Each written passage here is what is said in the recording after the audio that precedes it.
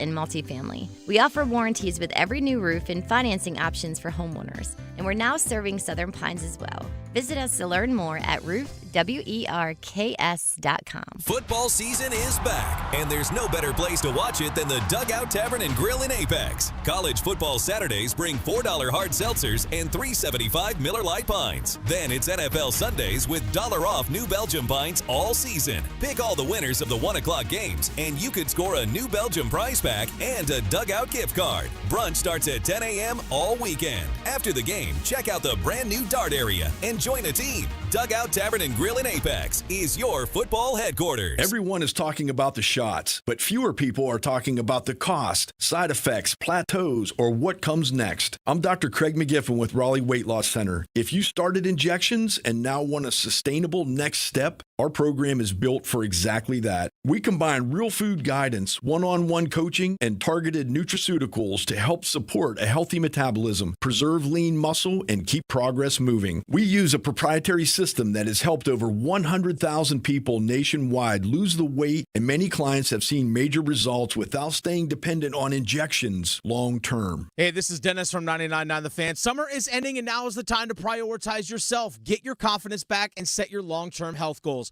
Raleigh Weight Loss Center. Schedule your free 15-minute phone consultation with Raleigh Weight Loss Center and see if their program is right for you. Schedule today by calling 919-897-7506. That's 919-897-7506 or online at RaleighWeightLossCenter.com. RaleighWeightLossCenter.com. Results may vary.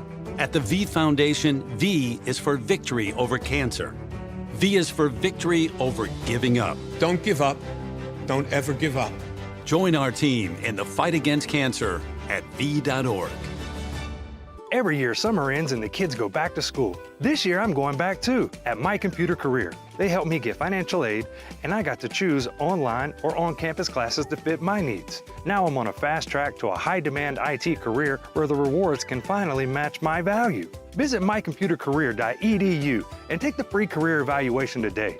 That's mycomputercareer.edu. It's never too late to go back to school.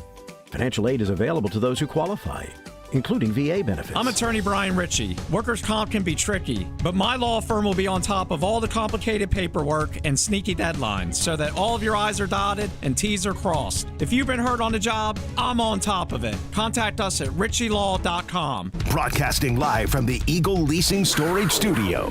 WCMC HD1 Holly Springs. 99.9 The Fan. The Triangle Sports Leader. Hey, it's the weather. I'm WRAL meteorologist Elizabeth Gardner. A WRAL weather alert day for the potential for flooding and strong storms this afternoon. Wind damage is a possibility. We could have 2 to 5 inches of rain between now and Saturday. It's also cooler. Temperatures will be in the upper 80s. Overnight, 71, and the storms begin to die down. But we're back to a chance of a shower in the morning and some afternoon storms tomorrow. It's cool with highs in the mid-80s.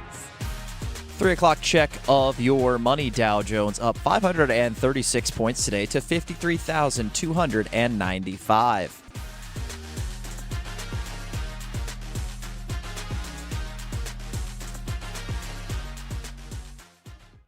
Deep left corner, the end zone!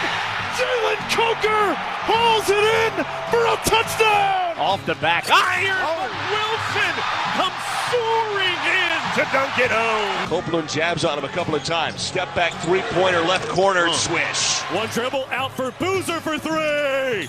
Big time! And the Carolina Hurricanes are the best team in the NHL. They won the 2026 Stanley Cup. The Drive with Tim Donnelly on 99.9 The Fan. The Drive with Tim Donnelly on 99.9 The Fan. Happy Friday, everybody.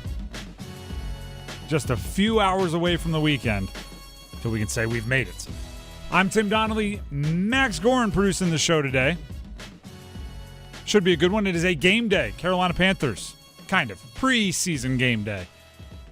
But still a game day nonetheless as they take on the Jaguars. And I think you can expect that's where we're going to start. The Big Three at 3.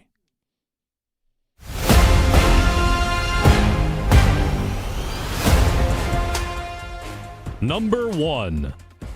The Big 3 at 3, presented by Maynard Service Company. Heating, cooling, plumbing, electric. Check them out online. MaynardServices.com. MAYNOR Services.com. Panthers at Jags tonight. Preseason week number 2, game number 3 for the Carolina Panthers. And I asked myself this question earlier today. What do I want to see from the Panthers in preseason game number 3? And I would be lying if the first thing that came into my mind wasn't the starting offense getting a first down. Like I think we need to start with the smallest baby steps after seeing what they put on the field against Buffalo. That would be a great start. Just a first down.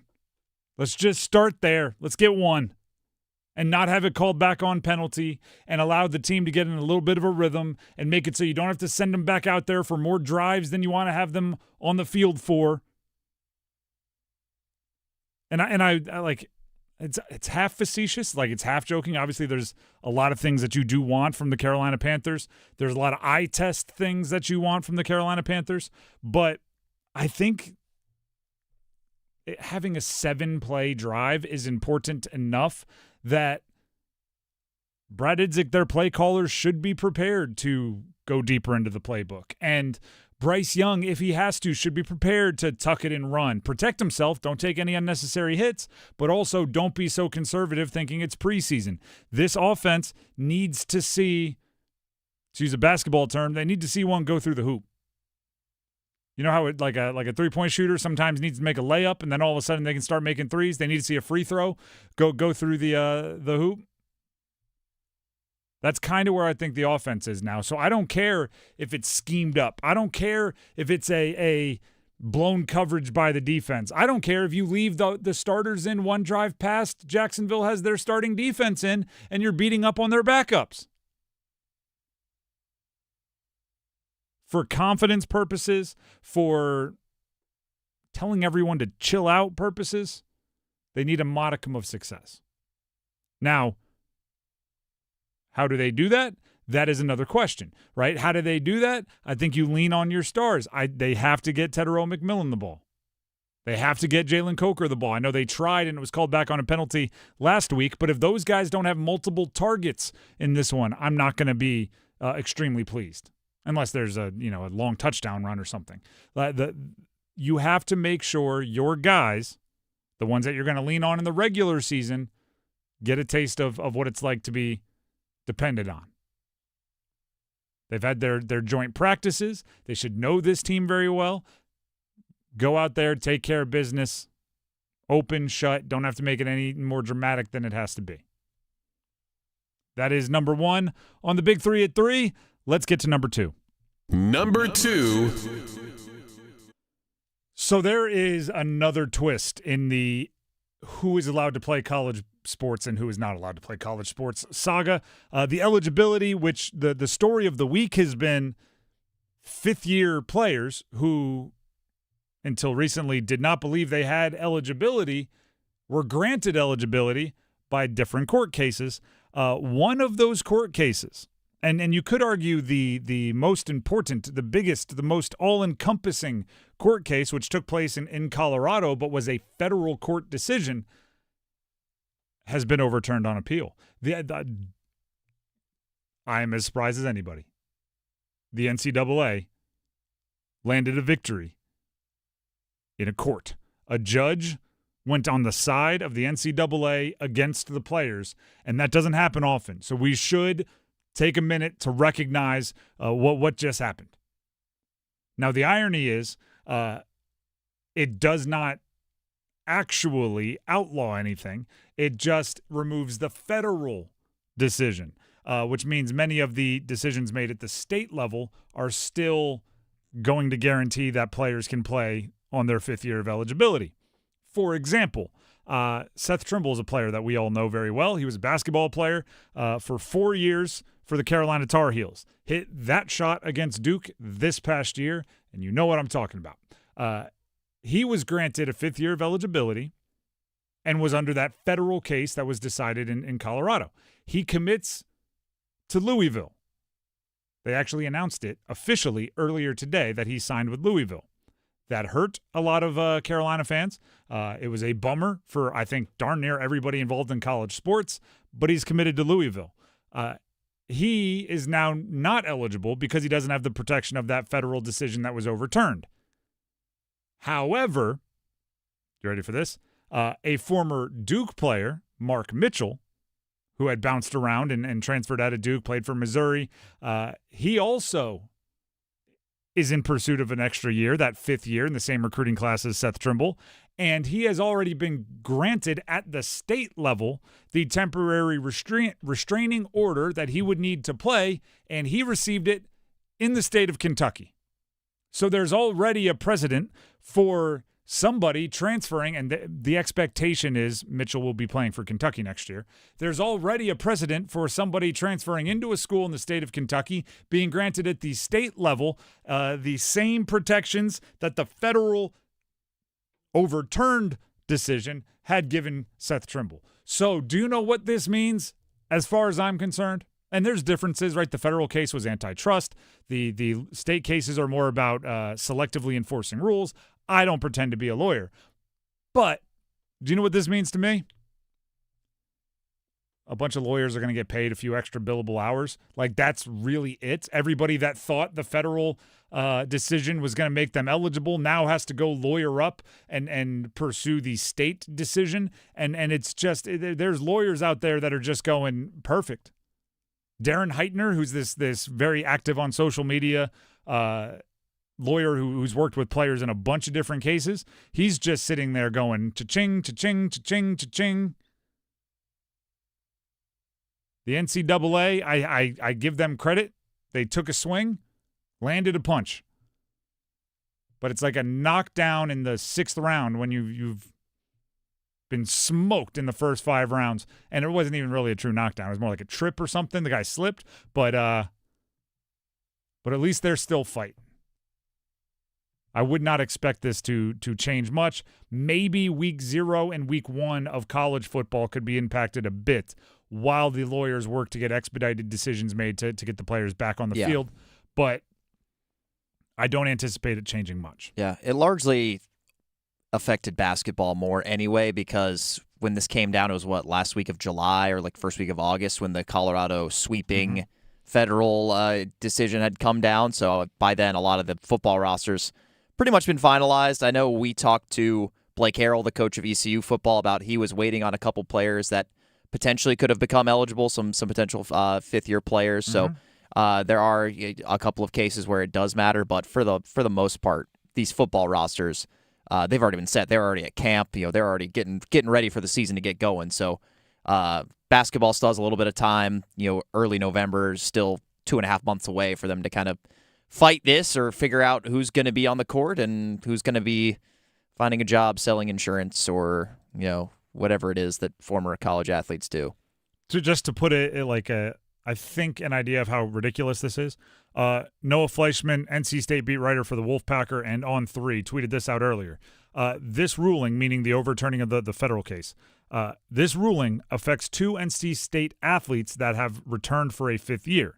Drew Lovelace, men's soccer, and Jamel Johnson, football, are now, I guess, technically ineligible for the moment. However, Van Allen Lubin, who did the exact, he's different court cases, but still the exact eligible impact, which is a guy that played 4 years, wants to be playing 5th year. Van Allen Lubin is not affected by the overturning because he received an injunction in a Texas court at the state level.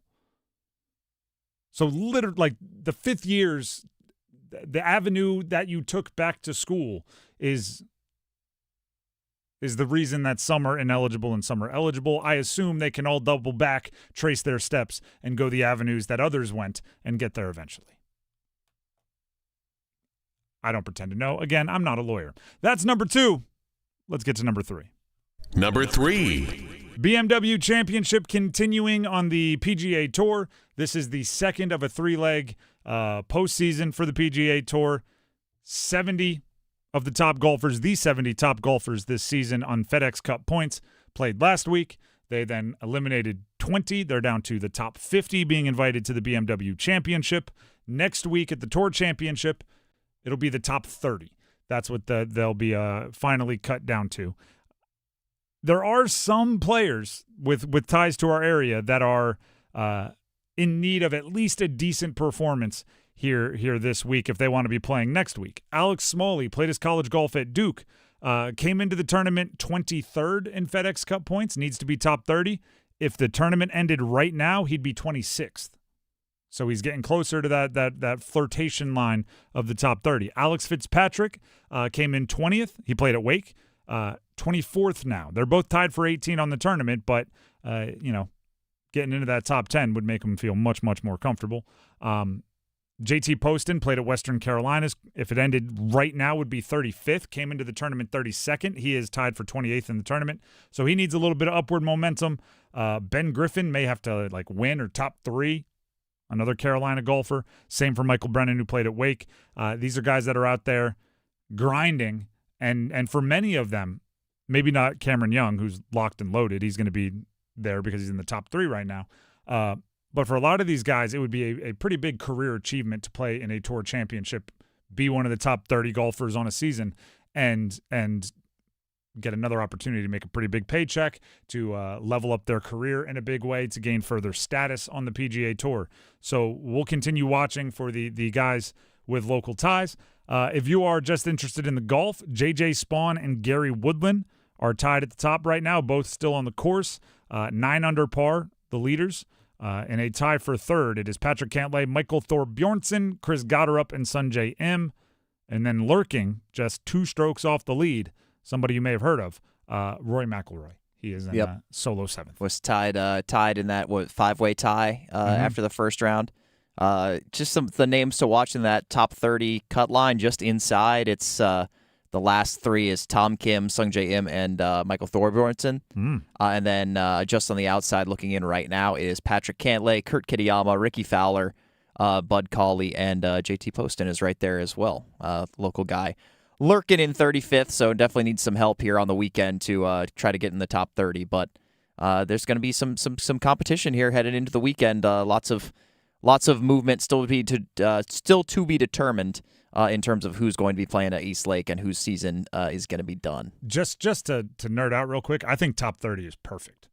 It is enough that if you are a stud golfer and you have a down year, you're at risk of missing, but at the same time, we're not really at risk of missing the gigantic names that make the Tour Championship more fun. I think it's perfect. Top 70 was kind of aggressive last week, but top 30 for the Tour Championship makes a lot of sense. The Drive with Tim Donnelly, 99.9 The Fan. Panthers-Jags tonight, preseason. What do you want to see? What are some players to watch? Stick around. Hello, I'm John Heister for the Heister Automotive Group. And we're constantly looking for ways to serve you better. One of the ways we do that is with something we call a Go-See. And that's where you select a vehicle from our inventory, and we have thousands, and we get one of our product specialists to bring that vehicle to you at your convenience. How do we do that? Well, it's simple. We have a group of employees that are evaluated based on the number of presentations they do. They're glad to do it. So it's just one more way we get off our keister and bring Heister to you. Hey, what do you say? John Forsland here for my friends at Buffalo Brothers. My favorite place to go in the Triangle for the best wings on the planet. How about this special? Every Monday, half-priced wings all day. Dine-in only. Now that's a deal, baby. Everything on the menu is amazing. Pizza, apps, and always great drink specials. Visit any of their 5 Triangle locations and their pet-friendly patio, too. Online, buffbrothers.com. Aw, man! Now I want wings! Carolina football tickets are on sale now. The 2026 schedule is loaded with great games against Notre Dame, Syracuse, Miami, Louisville, NC State, and the home opener against East Tennessee State on September 12th. Experience Chapel Hill on game days, including the Chapel Thrill Concert Series. This year's pregame performers include Chase Rice, Neon Trees, Waka Flocka, and Shaquille O'Neal. Don't miss out on the 100th season of Carolina football in Kenan Stadium. To order your 2026 Carolina football tickets now, visit GoHeels.com. Nobody beats a Fairway Green lawn. Kevin, what can Fairway Green do this time of the year for our yards? Yes, many people do not realize that fall is the time to seed your fescue, not in the spring. Fall is the time to go ahead and get out there and do a core aeration seeding. Go ahead and put down a good quality fertilizer at the same time. How can we get started right away? Yes, visit fairwaygreen.com. We'll be out there within 3 to 4 business days. We'll leave a very detailed lawn analysis that I'm sure you'll be quite impressed with. Great. You can also call Fairway Green 919-329-0095.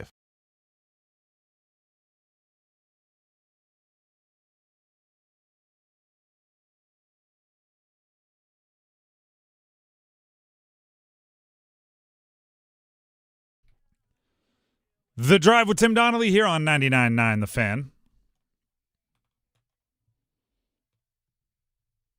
We have some Friday night football tonight and the NFL level. There was a lot of Friday night football last night on Thursday night because of the weather expected across the state. They got some of the Friday night lights, some of the high school football done yesterday, which means there's some football fans that are newly free to perhaps catch some NFL preseason.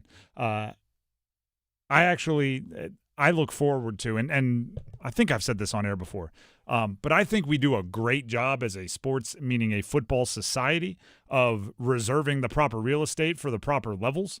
I think Thursday night football is a great start to what I call the football weekend. Fridays, as much as I'm going to watch the preseason NFL stuff tonight, it has to be reserved for high school. Once high school gets started, you gotta bow out. Defer to the Friday night lights. It's called Friday night lights. Saturday, all about college, especially once it starts up. We have week 0 a week from tomorrow. Sunday, obviously NFL. Park yourself on the couch. Monday night football. And then you just have 2 days. You got Tuesday and Wednesday. That's your work week because you start back up on Thursday. I think we do it perfectly. Preseason, we get a little territorial, right? The NFL is trying to encroach on everybody else, but at least it was a situation where some of the high school got done yesterday. So Panthers-Jags tonight. It is Friday. It is NFL. And we talked a little bit earlier about what do you want to see from the Panthers. And we didn't make it much further than like a first down for the starters. I don't think that's too crazy. I do want to point out for those of you that watched last night, the Chargers had a similar deal. They said they're playing their starters for one drive. They went out there and went 3 and out, and all of a sudden the announcers, I'm sure they'll consider putting them back out there for another. No, Jim Harbaugh is not one to be messed with. If you wanted 5 plays, you should have picked up the first down offense. Omarion Hampton got 1 carry. But here's the deeper, the next level of things I want to see the Panthers do tonight against Jacksonville. I want to get Jonathan Brooks in space. Jonathan Brooks in the preseason game against the Bills, he did exactly what I wanted him to. And that's not to say he did anything super special or super good. I just mean he got hit and he stood back up. And he walked off the field and he was there for handshakes at the end and he was back at practice. And somebody coming off 2 years of significant knee injuries needed that. Now you want him to rev the engine a little bit, right? Now you want him to take it up. And I know he had the 9-yard catch or whatever it was. I want to get him in space to where he's cutting, juking, instinctively making moves and trusting that knee. So, yeah, get him a toss, right? Get him a screen. Get him something to get him in space. I want Teterow McMillan in the game plan. I want schemed touches for Teterow McMillan. Right, we call the preseason dress rehearsals. Okay, there should be no scripted first 15 plays of the year. Right, the stereotypical the offensive coordinator and the quarterback go over and script the first 15 plays, not word for word, but they have an obvious plan. The Panthers this year should never have a scripted first 15 that don't include multiple manufactured touches for Teterow McMillan.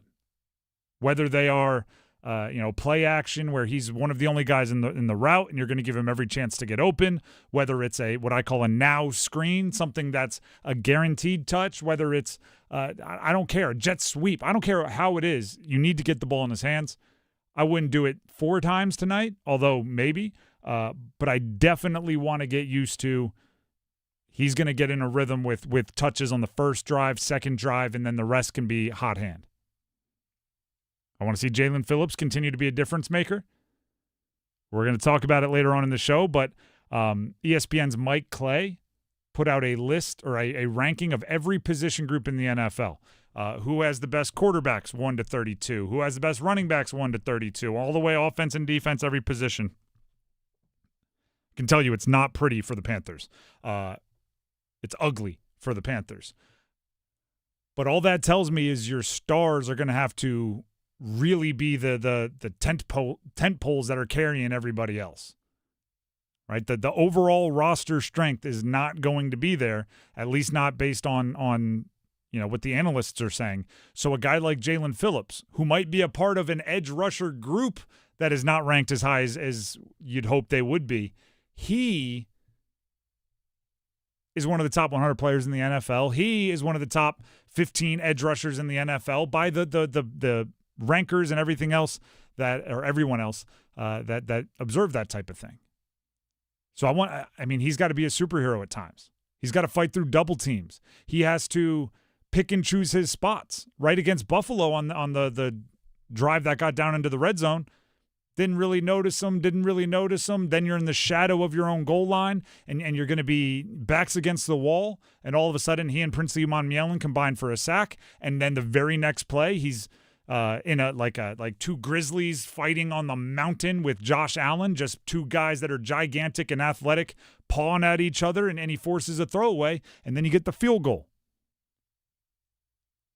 Jalen Phillips has to continue to be a monster.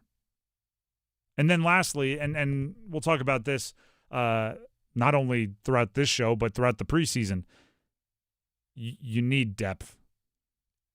Anybody who is not a starter or a presumed contributor, like a rotation in receiver, or anybody who is not expecting to play giant snaps, feel free to make a play. Feel free to give us any kind of confidence that if a starter misses 3 weeks, there's somebody there who's chomping at the bit to play meaningful snaps. Make the team for some of you.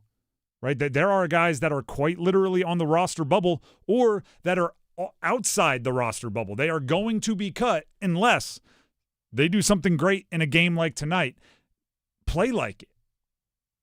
I want to see, I don't want to see, but I would be okay seeing a third string defensive back getting burnt going for an interception, right? They went all out to try to make the play. Goes through, wide receiver makes the catch. Maybe it's a big play for them, but guess what? Who cares? You were going to be cut anyway. Like, you need the play that will save your roster spot. Go for it. Yeah, Jasim Reed kind of hovering maybe right inside that roster cut line right now. Is he going to score another touchdown, keep up his streak of a touchdown in every game so far this preseason? Or if you're John Mechie, maybe you presumed because you had 20-something catches last year in the NFL that you were ahead of Jasim Reed. And now you're going, wait a minute.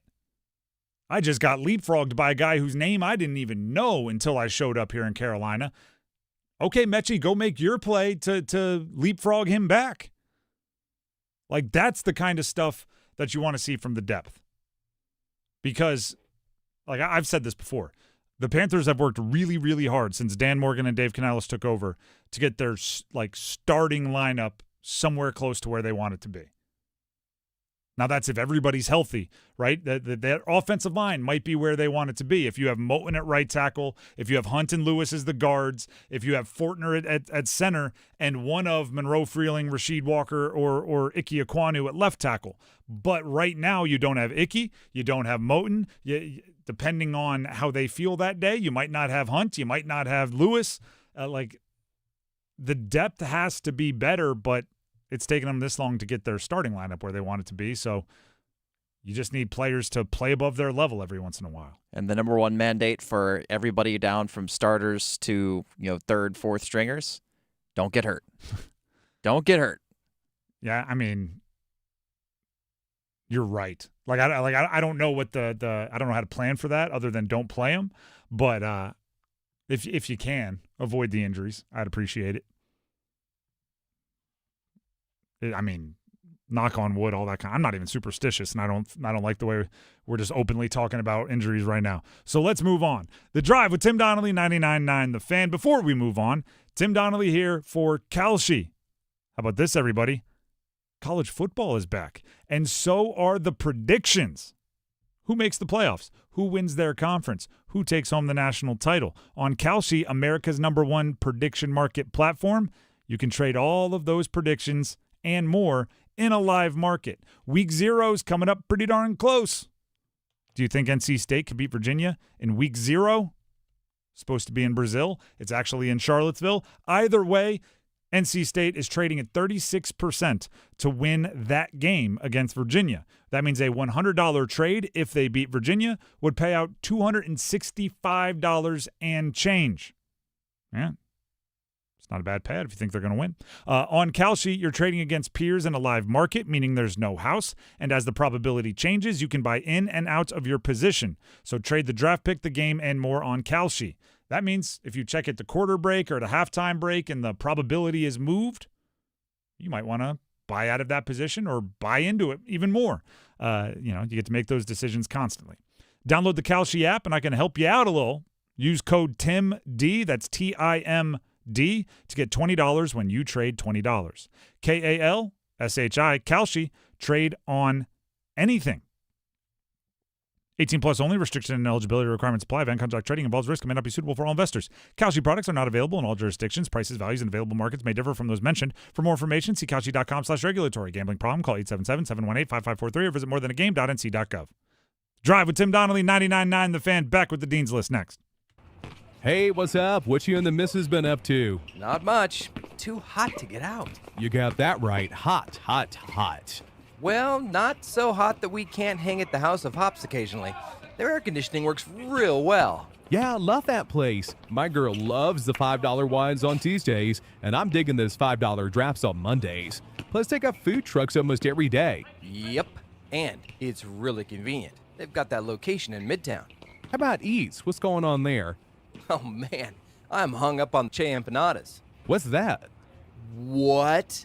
You kidding me? It's 50 feet from Sharky's, and it's crazy good. Listen, they've got fresh brisket, mozzarella, and onions all wrapped up in a baked flaky crust, and another one with Argentinian chorizo, and that chimichurri sauce. Oh my, you gotta try this Well, thing bud, you had me a brisket. Che Empanadas by Sharky's? Yep, right across from the House of Hops.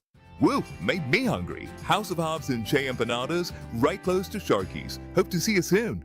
Every year, summer ends and the kids go back to school. This year, I'm going back too, at My Computer Career. They helped me get financial aid, and I got to choose online or on-campus classes that fit my needs. Now I'm on a fast track to a high-demand IT career where the rewards can finally match my value. Visit mycomputercareer.edu and take the free career evaluation today. That's mycomputercareer.edu. It's never too late to go back to school. Financial aid is available to those who qualify, including VA benefits. Finding great candidates to hire can be like, well, trying to find a needle in a haystack, but not with ZipRecruiter. Its powerful technology actively finds and invites qualified candidates to apply to your job. So while other companies might deliver a lot of hay, ZipRecruiter finds you the needle in the haystack. See why 4 out of 5 employers who post a job on ZipRecruiter get a quality candidate within the first day. Try ZipRecruiter for free at ZipRecruiter.com/free. That's ZipRecruiter.com/free. ZipRecruiter. At First Carolina Bank, we pride ourselves on building relationships and doing the day-to-day things in banking extremely well. Experience the First Carolina way for yourself or your business today. Visit firstcarolinabank.com. First Carolina Bank, member FDIC. This hour of The Drive is brought to you by All-Star Dog Training. You've seen their dogs featured in college and professional sports. They can train your dog too. Visit allstardogtraining.com and schedule your free evaluation today.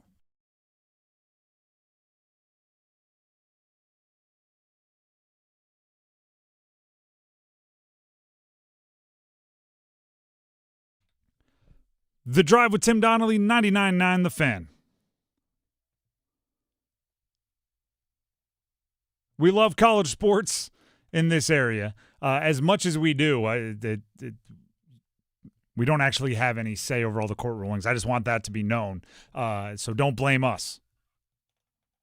The NCAA has messed this up in a bunch of different ways, and we've been calling them out on it from the very beginning. So it's going to get more messy before it gets more clean for college sports, and just prepare for that. But in the meantime, we will continue to celebrate the good. We will continue to focus on the parts that are awesome about college sports, and one of the ways we do that is by every day naming members of the Dean's List. This is where we highlight those that are directly or indirectly related to the college sports world that we love. And I'll get us started with a couple of automatic names to the Dean's List. They are players that were named to a National Award watch list. The Chuck Bednarik Award put their watch list out today.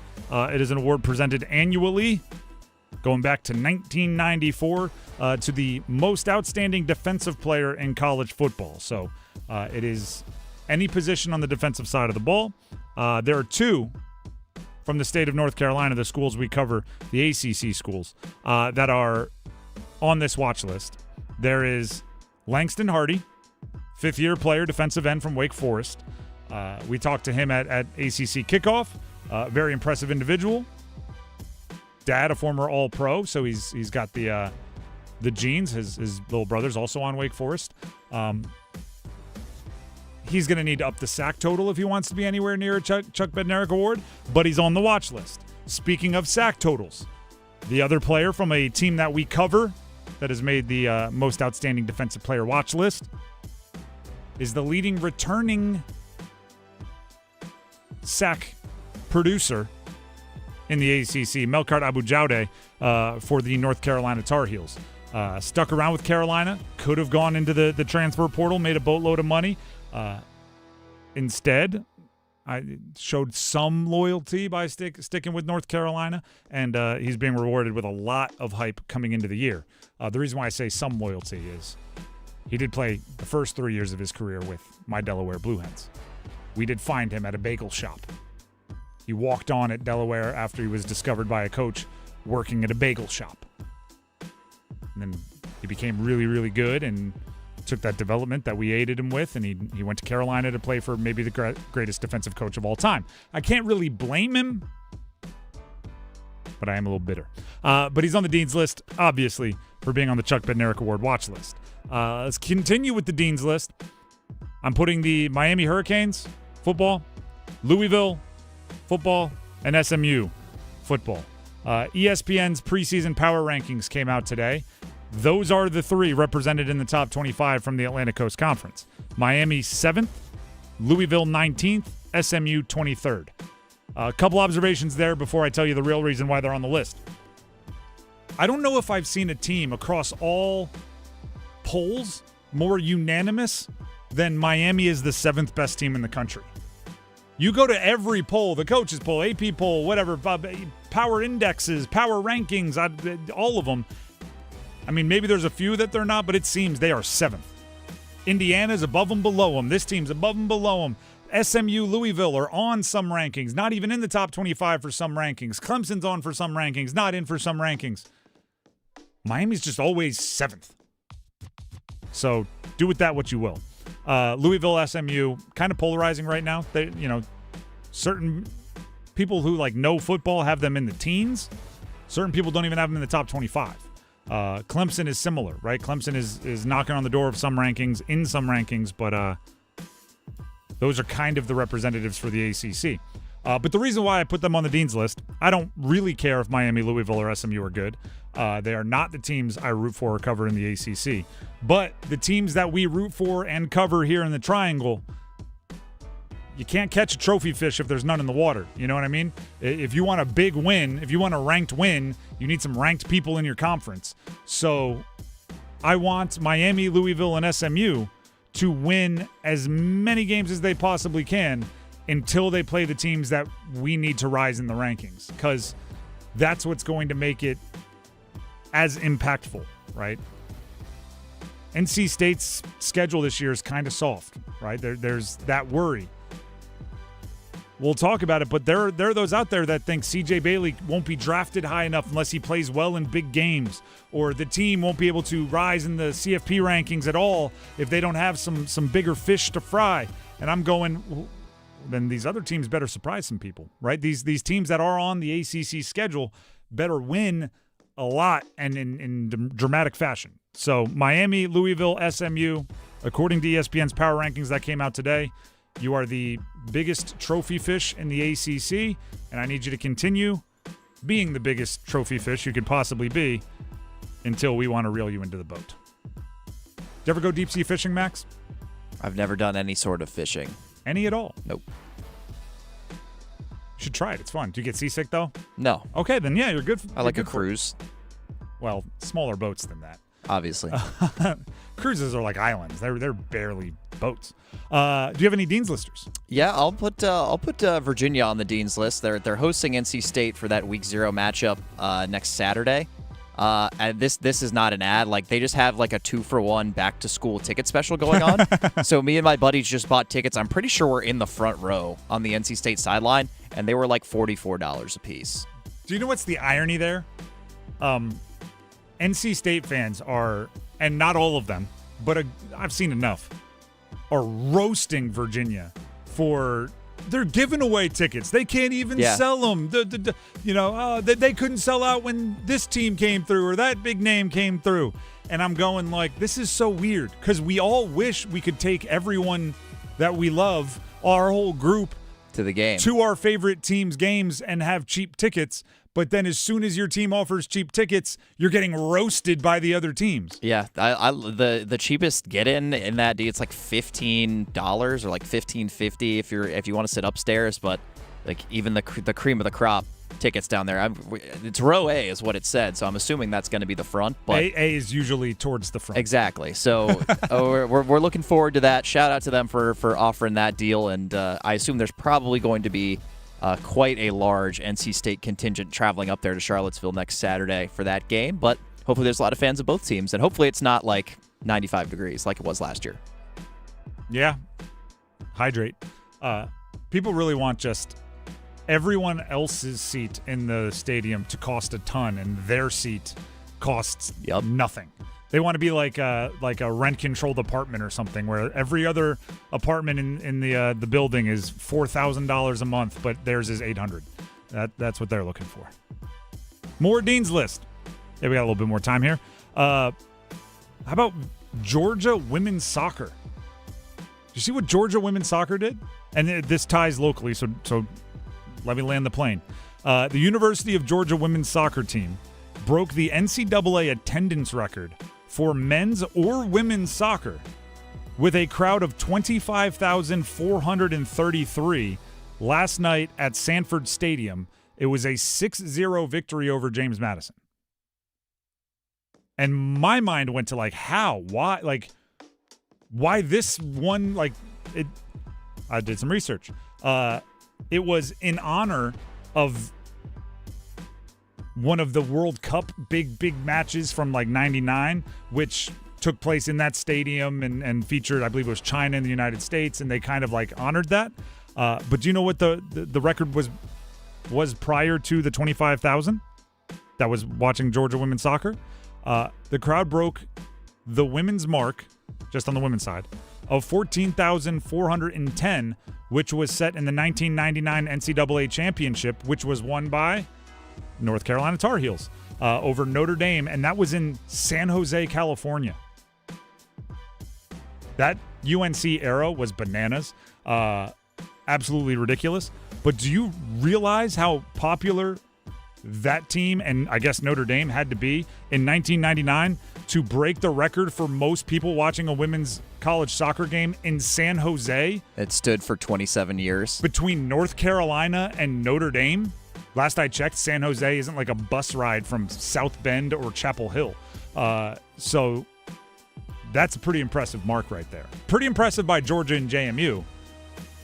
Equally as impressive by North Carolina and Notre Dame to hold the record for that long. Last one, Victor Dimukeji, former Duke outside linebacker. I love when I'm watching preseason NFL football, and it's like, all right, we got the backups in there, and then randomly a blast from the past that, I watched in college or I watched a few years ago shows up, makes a play. He had a sack for the Niners last night versus the Chargers. I didn't even know he was playing for the Niners. but he's also hunting for, I believe, year 6 in the NFL. Played 4 years with the Cardinals. Last year was with the Giants. 6, 7, 8 years for a defensive player. You're past that rookie contract and you're on to the next. It gets more and more and more impressive every year. You're still in the league, and if you are an outside linebacker, edge rusher, getting after the quarterback is going to do a lot of good for you there. So Victor Dimukeji, former Duke outside linebacker. That's it for the Dean's List here on The Drive with Tim Donnelly on 99.9 The Fan. Dismissed. Football season's around the corner. We are a week and a day from week 0 games being played in college football. So when we come back, I'm going to off-season nerd out on the quarterbacks one more time. I have I would say a fun fact, but sometimes I think fun facts get a bad reputation. You think it's like a Snapple fact. So one key point to know about each of the quarterbacks or quarterback situations, in Duke's case, for the Triangle teams in this football season. Stick around. Hey, man, been to Sharky's lately? Yeah, man, I was there last night with you. Oh, yeah. The wings and the burgers are killer. They have so many beers it's hard to choose, you know? I know. You know, they got trivia on Tuesdays and luck of the draw darts on Sunday, man. I love them both. Yeah, I love that place, man. You know what, man? I think Sharky's may be the best bar in the world. Yeah, I think you're right, man. Let's go grab a beer. Sharky's at the corner of Delta Lake Drive and Durham Road. Open 7 days a week.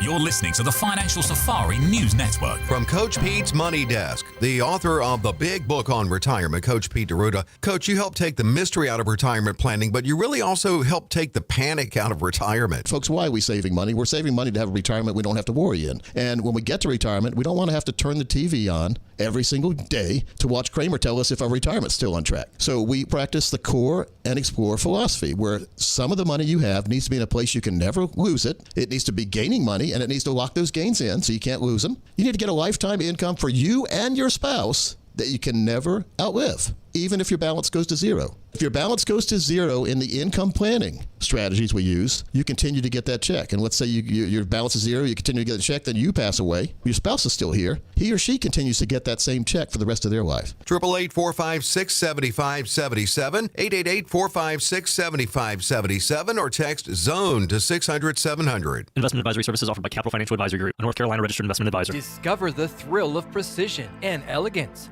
with Omega at Bailey's Fine Jewelry. From the depths of the ocean to the heights of space, Omega's Seamaster and Speedmaster collections are crafted for those who dare to explore. With a heritage rooted in innovation and a timeless style inspired by sports, space, and cinematic legends, Omega is the gift for every adventurer. Find your perfect watch at Bailey's Fine Jewelry in Raleigh's Village District. Voted Best Jeweler. Learn more at BaileyBox.com. Hi friends, this is Mark Pons from Chapel Hill Tire. There's nothing quite like a North Carolina summer, unless of course your air conditioning decides to stop working. If your AC isn't blowing cold, is making strange noises, or just isn't keeping up with the heat, now's the time to have it checked. This month, take advantage of our summer AC special, save $40, and let our ASC certified technicians make sure you're ready for the hottest days of the year. Schedule your appointment today at chapelhilltire.com and drive happy.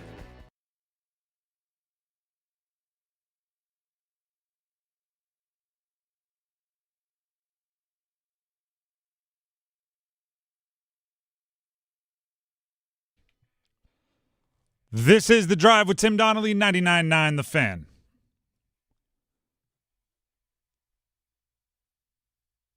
There are 3 quarterback situations in the triangle, right? When you look at NC State, Duke, Carolina, pick the order, and they could not be more different. You have one returning a third-year starter, which never happens in college football anymore. A guy that started as a true freshman and played as a sophomore and played well, and is back for their junior year and didn't go into the transfer portal and didn't go cash in for billions of dollars at some SEC school and just stuck around. Never happens. That's NC State with C.J. Bailey. There's UNC, who has named a veteran transfer as their starter. That's becoming more and more modern, right? A team, especially a coach that needs to win, goes out there and grabs a veteran and just plugs him into the starting lineup. And that's, while there were some ups and downs along the way, that's essentially what they've done. Duke, granted, they are 1 week different schedule, right? They play week 1, the other two play week 0, but Duke still has a quarterback competition going on. They haven't named their starter. They have the incoming veteran transfer, Walker Eagle, and they have Dan Mahan, the returning player, who's trying to advance from backup to starter. So 3 wildly different situations.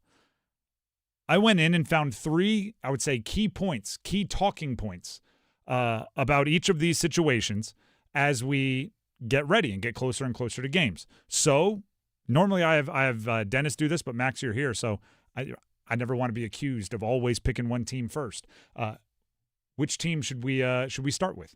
I like to give some respect to the reigning ACC champions, so we'll go with Duke. I also think that they kind of have the most kind of interesting, unique situation going on right now for their quarterback. Okay, so they have the quarterback competition, right? Walker Eagle, Dan Mahan.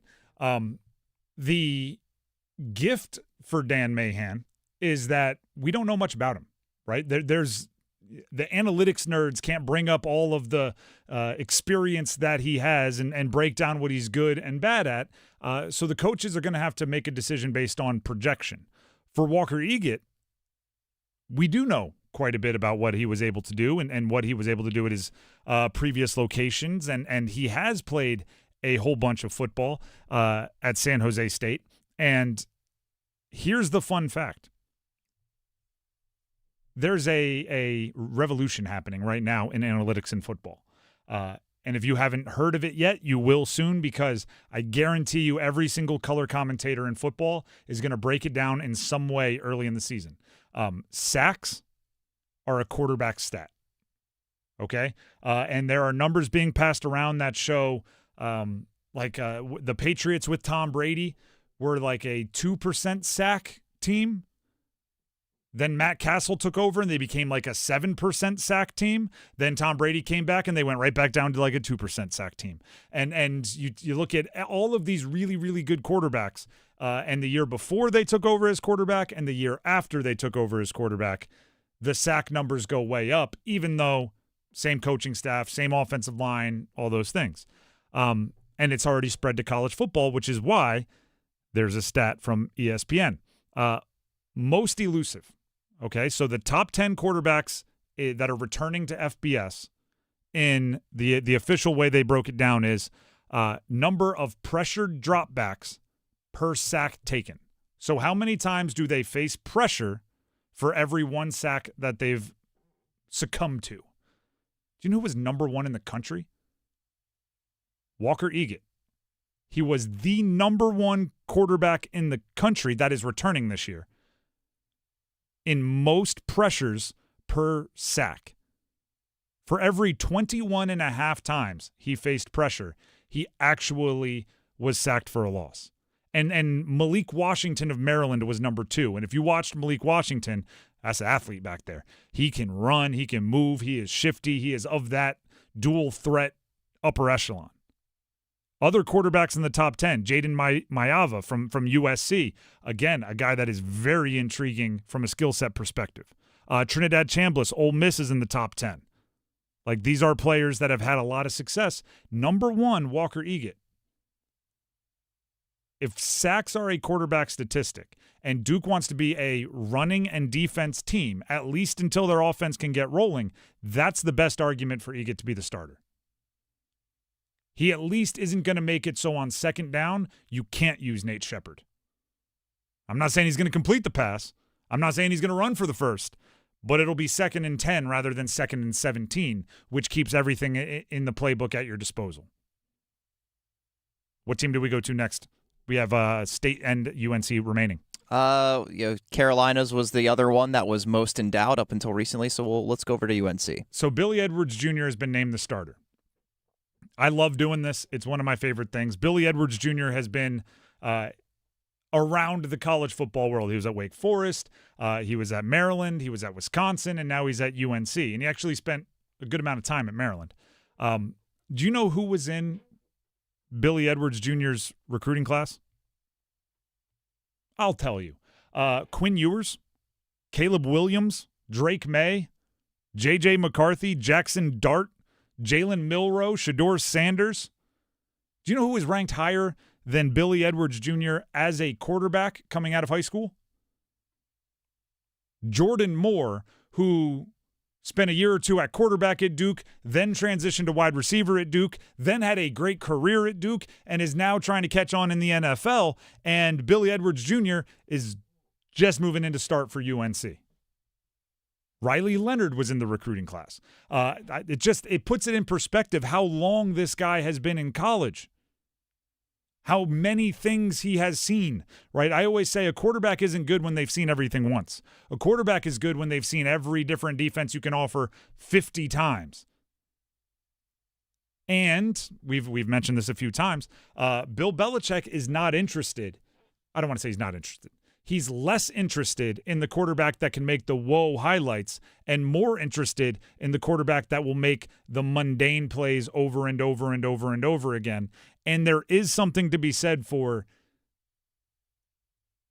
he's been around so long that he gets it, right? That like he doesn't need a highlight package, or at least by that point in your career, usually you recognize that it's way cooler to throw touchdowns than it is to throw off your back foot running to a small window throw, right? Do the easy things over and over and over again, and your highlights will add up. He's in Drake May's recruiting class.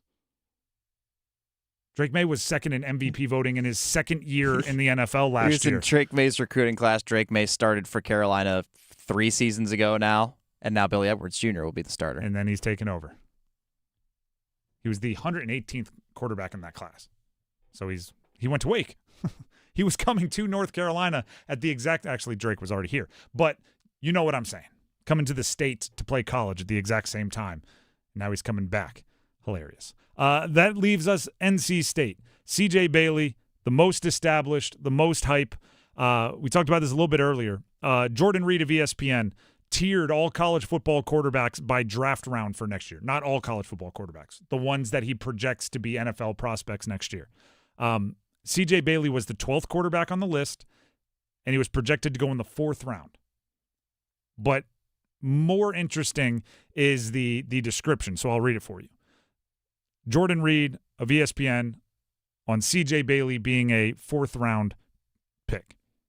This tier can be classified as the toolsy, but I want to see more group. Bailey was one of the better underclassmen passers I saw when scouting on the road last season. He has an impressive frame at 6'6", 215 pounds, but he needs to play better against high-quality opponents. That is the number one thing I hear about C.J. Bailey. It's the number one thing if you listen to the Pack Therapy podcast that I co-host with Mike Glennon, former NC State quarterback, who has, I would say, some similarities to C.J. Bailey in the fact that they're both like 6'6", 6'7". Both were very skinny when they showed up. Both NFL prospects. Both had to put on weight. Both had all of those things. A lot of things different. But one of the things Mike says about C.J. Bailey, and he's a big fan, is he has to play better in the big games. If you look at last year for C.J. Bailey, the games that he struggled, Notre Dame, right? Miami, those were the ones that like the scouts are going to throw on first when they're scouting you. 2026, this is the struggle. They have Louisville. They have Louisville at home October 3rd. Other than that, I don't know if they have any big games. Could argue this one coming up next Saturday is pretty big. Virginia? I mean, they're unranked. They're picked in the middle of the ACC. It's not, I guess I should say, there's a difference between big games and perceived big games. That's a gigantic game for NC State, but I don't know if nationally. Externally, it's not as big. I don't know if nationally they're going like, C.J. Bailey tore up Virginia. Goodness gracious, what a coming out party. Like, I don't know if that's happening. So there will be either a statistical amount of dominance that can't be ignored by C.J. Bailey, and they'll go, I don't care who he's playing, the way he looks is crazy. Or there's going to be doubters for the entirety of the year based on the fact that the ACC gets disrespected ridiculously nationally, and they've by fortune or misfortune, dodged SMU, Clemson, Miami, so many of the teams that are getting votes or are in top 25s across the different polls.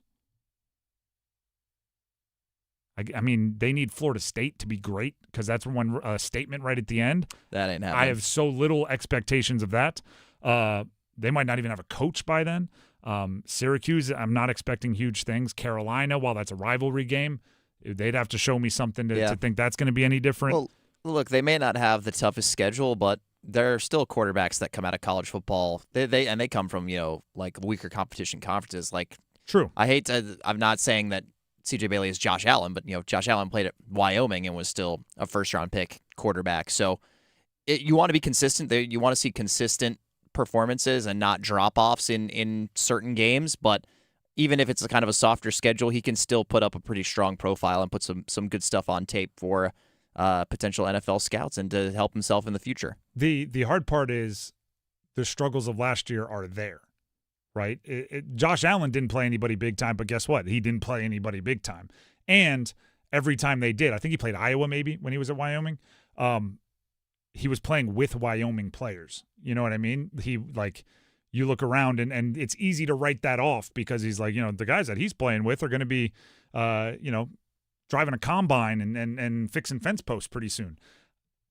CJ Bailey plays for a Power 5 team. You know what I mean? He plays for a team. His freshman year, he had a first-round pick wide receiver.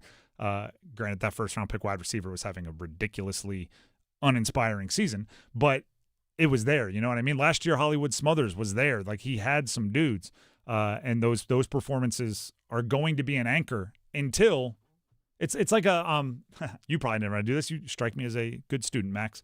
You'd not be struck correctly. In college, you could. I don't know if this is true for everyone, but at Delaware, if you had a bad grade, you could take that class again, and if you got a higher grade, it just did away with the other one. Like, it didn't average it. The other one just didn't count on your GPA anymore. He needs some big games to go play well in, so it'll eliminate the other big games. Be like, oh, he fixed it. And I don't know if he has that. So the Notre Dame, as I mentioned, the Miami game from last year, those are going to hang around him until he has the opportunity to prove him different. So maybe that'll make him come back for a fourth year. Maybe that's the blessing in disguise for NC State fans. Because if he really levels up, I mean, first-round picks rarely go back to school. The Drive with Tim Donnelly, 99.9 The Fan, or maybe, how about this, with the new eligibility? He'll go to the NFL, play in a couple preseason games, then come back to NC State. Sounds crazy until you realize it's happening. The Drive with Tim Donnelly, 99.9 The Fan. We have football at 4 coming up next. Don't go anywhere.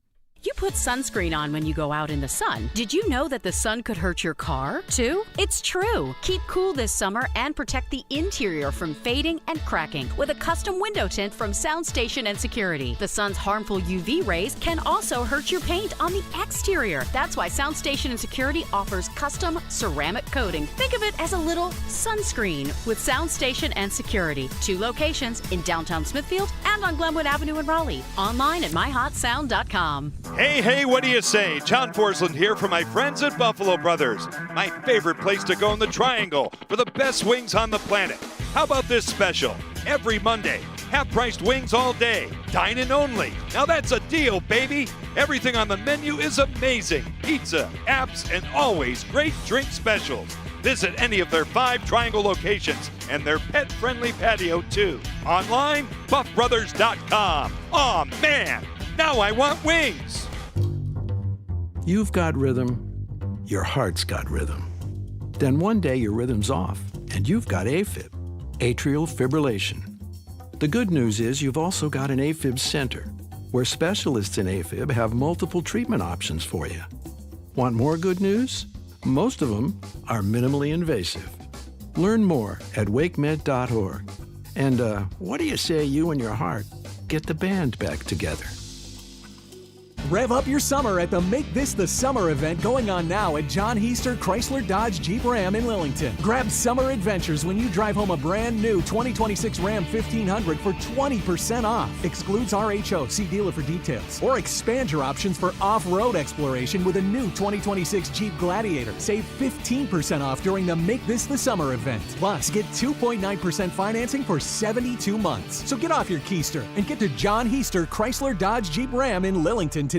I'm attorney Brian Ritchie. Big truck accidents can cause life-changing injuries, and life-changing injuries deserve life-changing money. I know big truck wrecks, and I know how to fight those big insurance companies. If you've been hurt by a big truck, contact us at ritchielaw.com. I'm on top of it. Broadcasting live from the Eagle Leasing Storage Studio. WCMC HD1 Holly Springs. 99.9 The Fan. The Triangle Sports Leader. Hey, it's the weather. I'm WRAL meteorologist Elizabeth Gardner. Showers and thunderstorms through the afternoon. We have a flood watch in effect through the day. We could end up with 2 to 5 inches of rain through tomorrow. We're looking at temperatures cooler this afternoon in the upper 80s. We also have a severe threat with the potential for some wind damage. Storms end overnight with a low of 71. A few isolated showers tomorrow morning and some thunderstorms tomorrow afternoon with highs only in the mid-80s. 4 o'clock check of your money. Dow Jones up 517 points today to 53,276.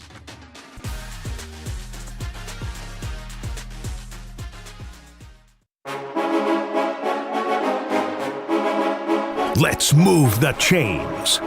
Time for football at 4. That's right, 4 o'clock, time for football at 4. Here on The Drive with Tim Donnelly on 99.9 The Fan. Don't forget, football at 4, brought to you by John Heister, Chrysler Dodge Jeep Ram in Lillington. Get off your keister and come to Heister.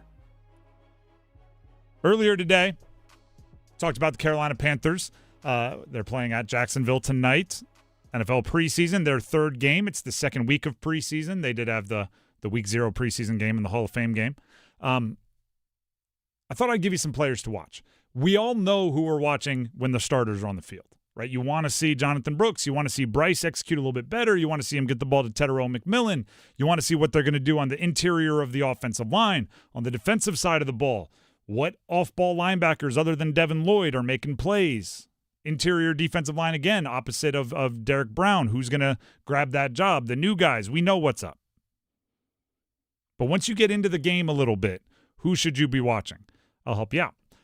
Joe Person of The Athletic put out a 53-man roster projection today. Okay, so this is who he expects to make the team and who he expects to be cut when the rosters finally have to be chopped down to 53 for the active roster. I'm going to give you, let's see here, 1, 2, 3, 4, 5 names that Joe Person projected to be cut.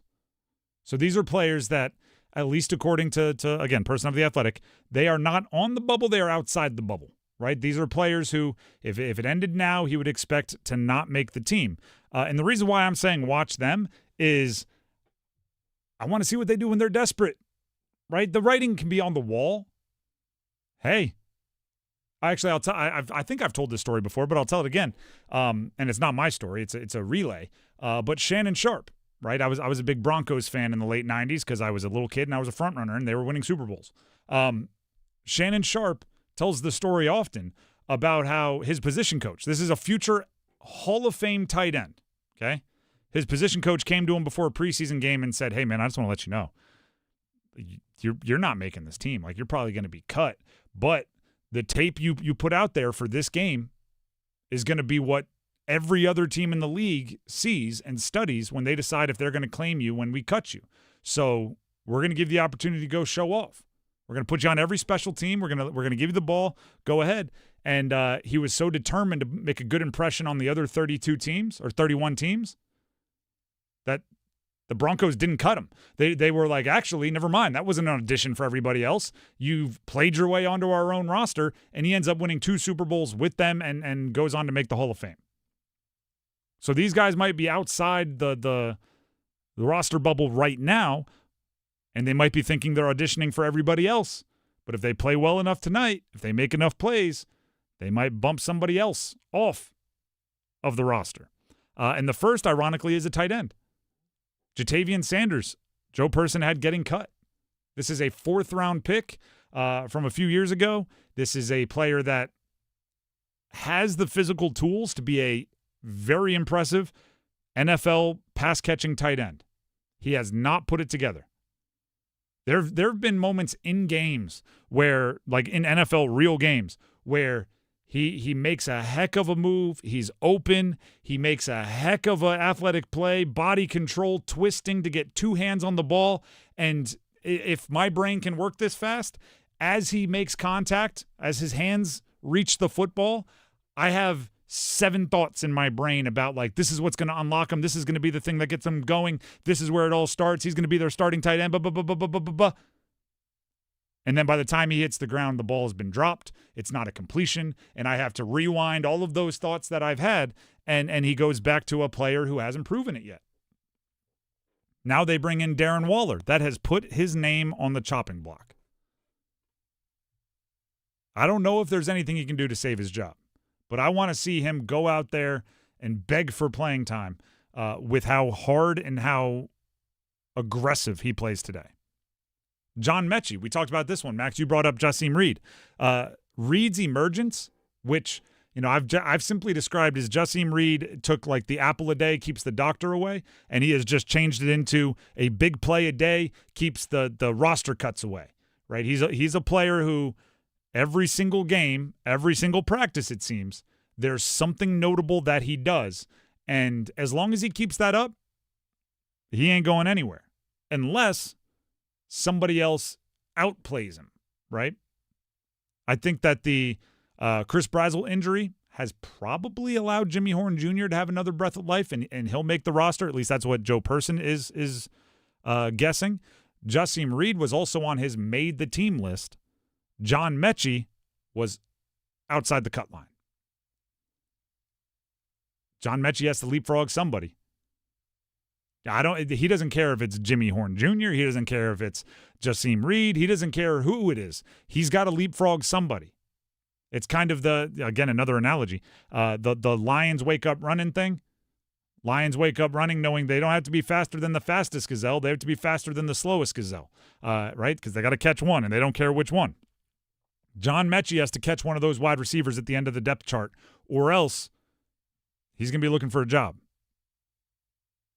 I don't know if you can do this as much for the next guy I'm about to mention because he's an interior offensive lineman, and that's just tough to like watch and notice highlights, but Chandler Zavala.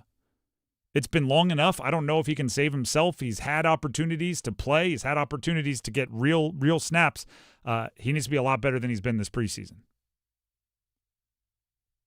Couple on the defensive side of the ball. Jared Harrison Hunt, watch him on defense. He is a player. There's something to him, and the Panthers have admitted it. Right? Last year, they protected him on the roster when others were sneaking around thinking that they might claim him off the practice squad. He has to prove that he should be kept over an Aaron Hall, the undrafted rookie free agent out of Duke. He has to prove something. And defensive line, is let me think of this. Defensive line is maybe the most position, this type of position. This is bad grammar, but it's Friday. Stick with me. If you make like 1.5 great plays a game on the defensive line, you might be a Pro Bowler. Like, you might be worth $100 million, right? If you get 1.5 sacks a game, you are like a Hall of Famer. If you get 1 sack a game, you're near the top and you're getting paid $30 million a year. Jared Harrison Hunt needs to make a couple plays today, and maybe that saves him on the active roster. If not, I'm sure they'll try to put him back on the practice squad, but who knows? And then lastly, Isaiah Simmons. Isaiah Simmons has dealt with the same issue everywhere he's been since he got to the NFL out of Clemson as a top 10 pick. He is a jack of all trades. He does a lot of things well, but teams need people on the depth chart. Like Zakee Wheatley is a safety. The Panthers need safety depth.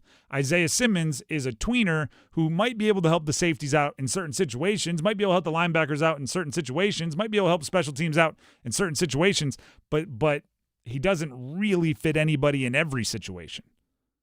So if you're going to be a specialty piece, if you're going to be a Swiss Army knife, you have to show how that dynamic ability is not just an asset, because I think everybody agrees he's a good guy to have on your roster if you can make it work, but it's so much of an asset that you can cost yourself depth at other positions.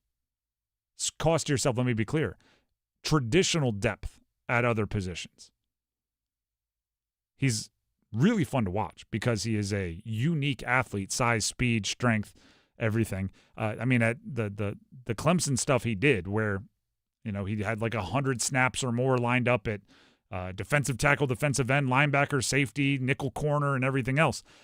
It's unheard of.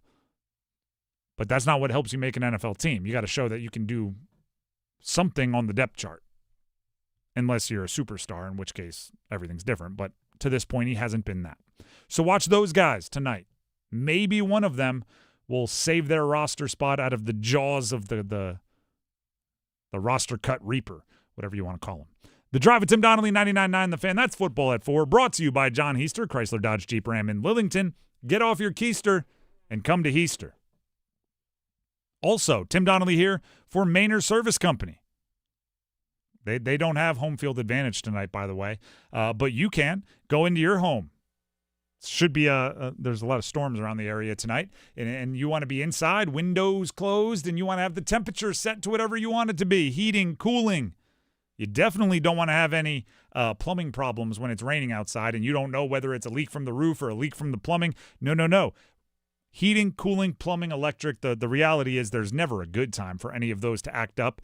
But if they do act up, if they're not doing what they should do, that becomes a really good time to call Maynard Service Company. Heating, cooling, plumbing, electrical work, they can fix it all. They can maintain it all. They can service it all. So whether it's a little problem or a big problem, Maynard Service Company, give them a call. 919-8. Ooh, I almost gave you our number. Again, it's Friday. 919, this is Maynard Service Company's number. 361-0993. That's 919-361-0993. Or visit us online at MaynardServices.com. That's MAYNOR Services.com. Coming up next, Mike Clay of ESPN ranked every position group for all 32 teams in the NFL, 1 to 32. I'll let Panther fans prepare a little bit. It's ugly. Stick around. Listen every afternoon for The Drive with Tim Donnelly. Football is back. NFL preseason is back, and the excitement is there. The Panthers looked great in the Hall of Fame preseason game. Haynes King was electric. They got the win. Everybody celebrated. But let's pump the brakes a little bit. Kenny Pickett is still the backup quarterback. It's still Bryce Young's team. Haynes King can be a nice piece. The Drive with Tim Donnelly, 3 to 6 on 99.9 The Fan. With over $110 million in total prizes, new scratch-offs from the North Carolina Education Lottery are dazzling the crowd. Get quick wins from Hit 50, Cash, Loteria Grande, and The Star. Massive cash blowout, bursting with $150, $300, and $3,000 prizes. Play and watch your luck shine.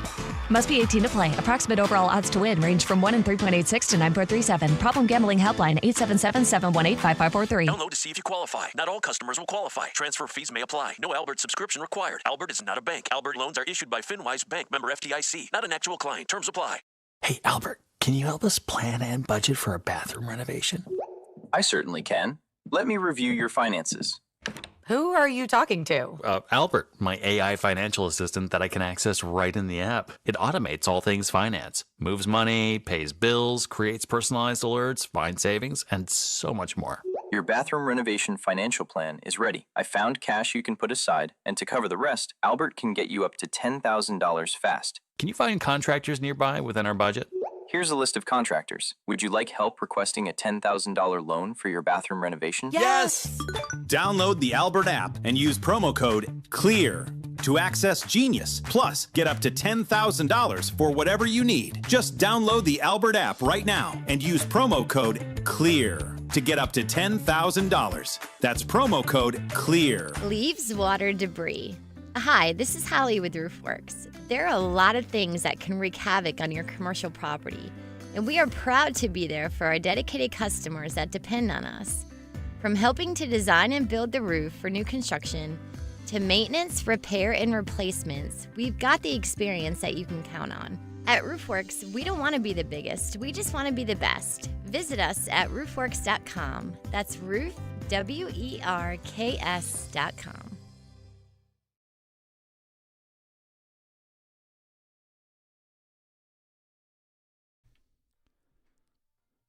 The Drive with Tim Donnelly, 99.9 The Fan. Go ahead and subscribe to our YouTube, please. 99.9 The Fan is the channel. You can jump in the comments. You can watch all the videos, all the podcasts, all the good stuff. And subscribe. 99.9 The Fan. Join that crew as we continue to build that community. We'd greatly appreciate it. In the meantime, I tried to warn you, everybody. Prepare yourself if you're a Panther fan, because you're probably coming into the season like every single NFL team or every single NFL fan base in the history of the world.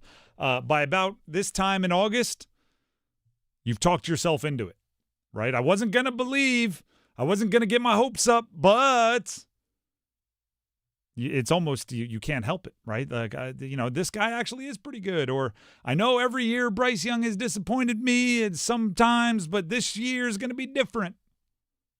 I'm role-playing as some of you out there. If you are very, very high on this year's Panthers teams and you want to just live in like sweet, blissful ignorance or naivete and you'd rather be there, that's cool. I'm not saying turn off what I'm about to tell you, but you may want to hum to yourself for a minute or two. So let's jump into it. Mike Clay of ESPN, yearly, he does this. He ranked every single position group from 1 to 32. So each team got a spot. Every single position group. And I can tell you it's ugly. We'll start with the offense. Carolina Panthers offense. Quarterbacks, 23rd. Running back, 30th. Wide receiver, 23rd. Tight end, 26th. Offensive line, the high water mark of the offense, 22nd. There is not a single position group they have really in the top 2/3 of the league on the offense. You may say, is it a lot better on defense? I will say probably better. I don't know if a lot better is the way to describe it. Interior defensive line obviously being buoyed by Derek Brown. Interior defensive line, 8th in the league. Edge rushers, 28th. Off-ball linebackers, 20th. Cornerbacks, I was expecting more. I guess they are really putting an emphasis on you need to have at least 3 super solid corners when you work in the nickel corner. But cornerbacks, 14th. Safeties, 20th. So there are only 2 positions on the entire team that aren't in the 20s or worse. Interior defensive line and corners. And there are more that are 28 plus than there are that are 19 or better. Like, it gets ugly quick. So overall, what are they, right? Because then at the end, he ranks the entire roster strength. 29th. Mike Clay gives the Panthers the 29th best offense when you look at all of the position groups and you put them all together and you mix them up in a football stew. 29th. Which brings me to 2 observations. One, he's obviously judging the full rooms, right? He's not judging the edge rushers by their best player or just their starters. He's judging them by the full position group. And he's doing that for every position.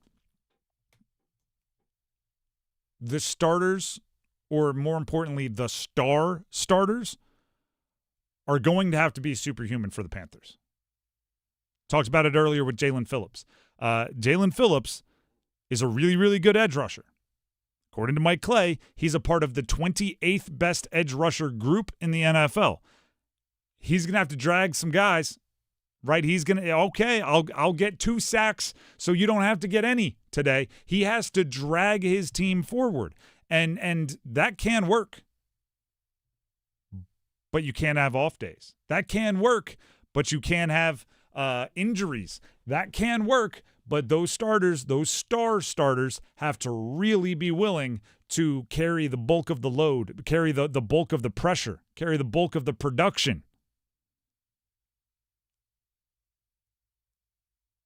And not just for their position. Right, I mentioned offensive line by no stretch is 22nd impressive. They were the 22nd best offensive line group in the league, according to Mike Clay. But it is the best on the offense. And the running backs are darn near worst. They're 30th, according to Mike Clay. So the offensive line, meaning Robert Hunt, Damian Lewis when they're healthy, right, the guys that are established, they have to be so darn good that not only are they dragging maybe an inexperienced center along with them or a rookie tackle along with them to play better as an offensive line, but they have to make life easier for the 30th best running backs in the NFL. Now, is that fair? You might say no. I kind of say yes. Because what do Jalen Phillips and Robert Hunt and Damian Lewis and Derek Brown and J.C. Horn all have in common? They're getting paid a boatload of money. They're near the top of their positions in payments. So, yeah, if you get paid a ton, you are going to be the bulk of the reason why your position group is seen as a success or a failure. And if you're paid a ton and there's other positions that aren't paid nearly as much, you might have to pick up their slack. The other thing, and this is where, all right, wave to your Panther fans that are sitting near you if they were like, sticking their fingers in their ears and going la, la, la, la, la, la, so they didn't hear the rough part. Here's the good news. Even Panther haters out there, even the analysts out there that don't think the Panthers are very good, think that the Panthers are going to be worth more than the sum of their parts. Because again, all of this is based off of Mike Clay, but this is a article every year that's referenced quite a bit around the league. Mike Clay says they have the 29th best roster. As somebody, meaning myself, that consumes as much about the Panthers as anyone I know, right? I'm every morning, part of my to-do list is like just search Panthers and Panthers hashtags and keep pounding on Twitter and make sure I'm going through all of the blogs, ESPN and Pro Football Talk. Like I'm making sure I watch and listen to everything Panthers, YouTube, press conferences. I can tell you this. There's not many rankings in the NFL. There's not many predictions. There's not many odds makers. There's not many sports books. There's not many prediction markets that have the Panthers pick 29th or worse. I've seen 26th. I've seen 25th. I've seen low 20s. I've seen a lot of different predictions. I haven't seen 29, 30, 31, 32 very often, if at all. So even the Panthers haters out there, even the ones that think they have no shot of winning the division, even the ones that think Bryce Young is going to be replaced, even the ones that think they haven't built the way they should, still think the Panthers are going to be worth more than the sum of their parts. There was an interesting question here in the chat box when you get back to the quarterback room and the quarterback situation. Matt in the chat asked for Panthers fans, is there a quarterback you would want in college now, like Arch Manning, Trinidad Chambliss, Dante Moore, that you would take over Bryce Young next year? Well, first of all, it's not exactly apples to apples. I need to see a lot more from Arch Manning, and I know that just by saying that he's like, Peyton Manning's son's a freshman getting mop-up duty in high school, and it's on ESPN, and it's being passed around all over the place. So I'm not trying to start a fight with the Manning fans out there. I need to see more from Arch Manning before I consider him as a number one overall pick. Definitely not Trinidad Chambliss. I think he's the age thing, the size. I just don't see an NFL like elite quarterback. If you tell me Bryce has another underwhelming year, I think you have to take everything into consideration. Meaning, keeping him on a lame duck year, not giving him a contract, probably sets up your team for more instability. Giving him a contract means he has to be significantly better. The best part of a rookie that you draft is that you get the rookie contract for 5 years, 4 years plus a fifth-year option. It essentially restarts the clock on a lot of that. So whoever you think the best quarterback is next year, Dante Moore is going to be talked about. Some people are really high on Drew Mestamaker, who's at Oklahoma State, but was at North Texas last year. Maybe some local tie guys like Darian Mensah or C.J. Bailey. Darian Mensah, C.J. Bailey. I'm not putting out my 2027 pre-draft NFL quarterback rankings quite yet, but I imagine if Bryce underwhelms, there will be quarterbacks that I would be excited to see join the Panthers. But also, I'd say this: if Bryce underwhelms, you're going to have a high draft pick. Oh yeah, and there'll be some options up there. A top 5 pick or a top 10 pick. It's very difficult to get the value you need out of those picks if you're not taking quarterbacks, unless you already have yours like signed, sealed, delivered, locked, and loaded. This was another interesting question before we move on from this that just came up from Reggie, who said, "What will it take for the Panthers to become serious contenders again? And which team will be more legit contenders sooner, the Dallas Cowboys or the Carolina Panthers?" I mean, the Cowboys are a much better roster right now. True contenders, I know they're not my Super Bowl favorite inner circle, so I actually think they have a really hard rebuild coming at some point because they're spending a lot of money in a lot of weird ways.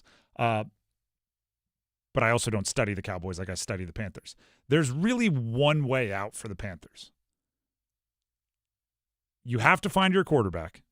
And if that's Bryce, he's got to play a lot better than he did because quarterback is very much go, no go, right? You're gonna if it's go, you're paying him $50 million.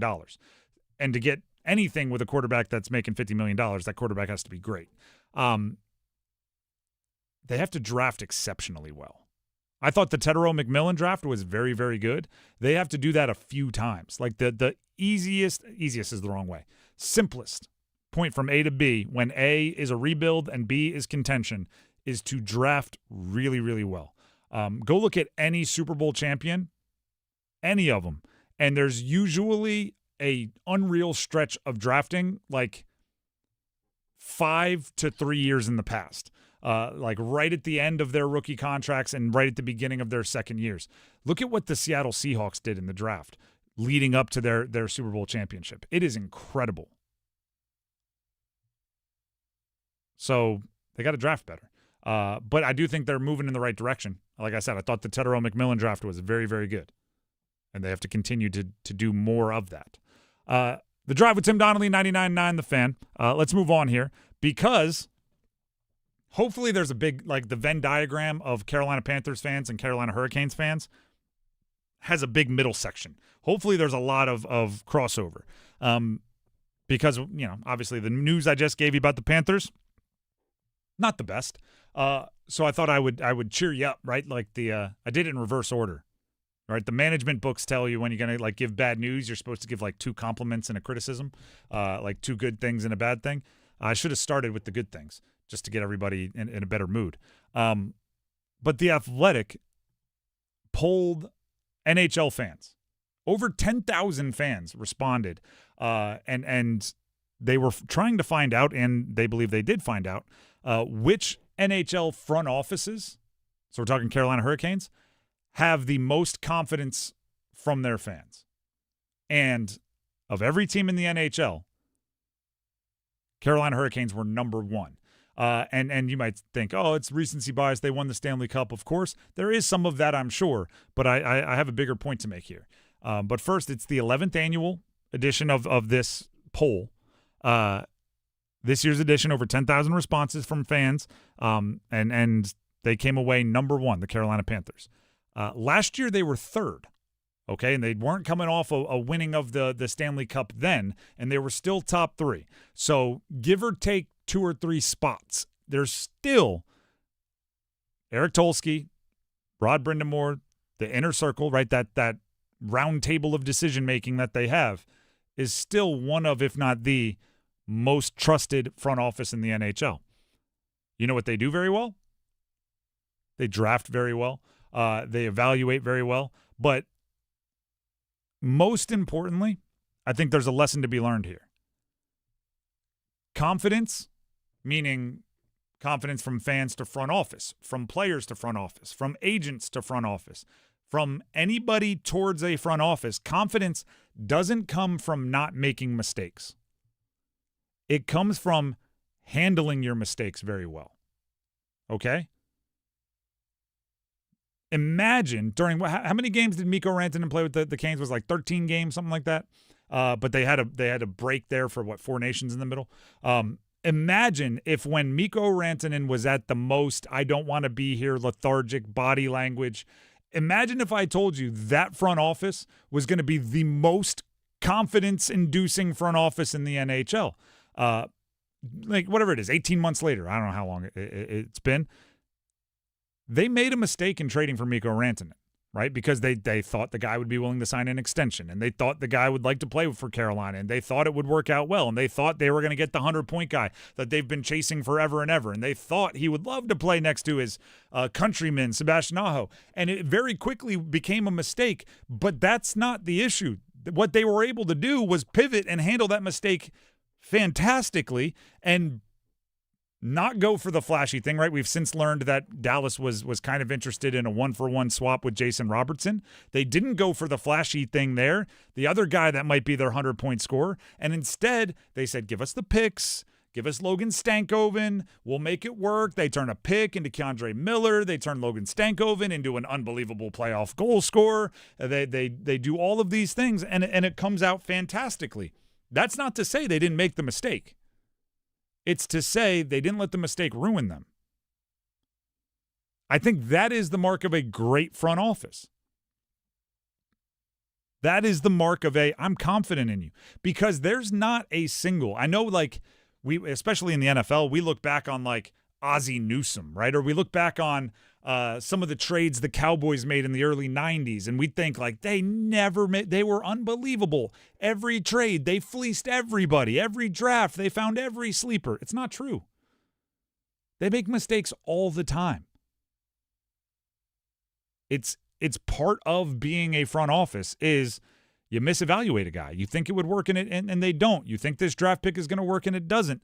But the good ones don't let that mistake ruin you for the next 4 years, right? They don't get too precious with it.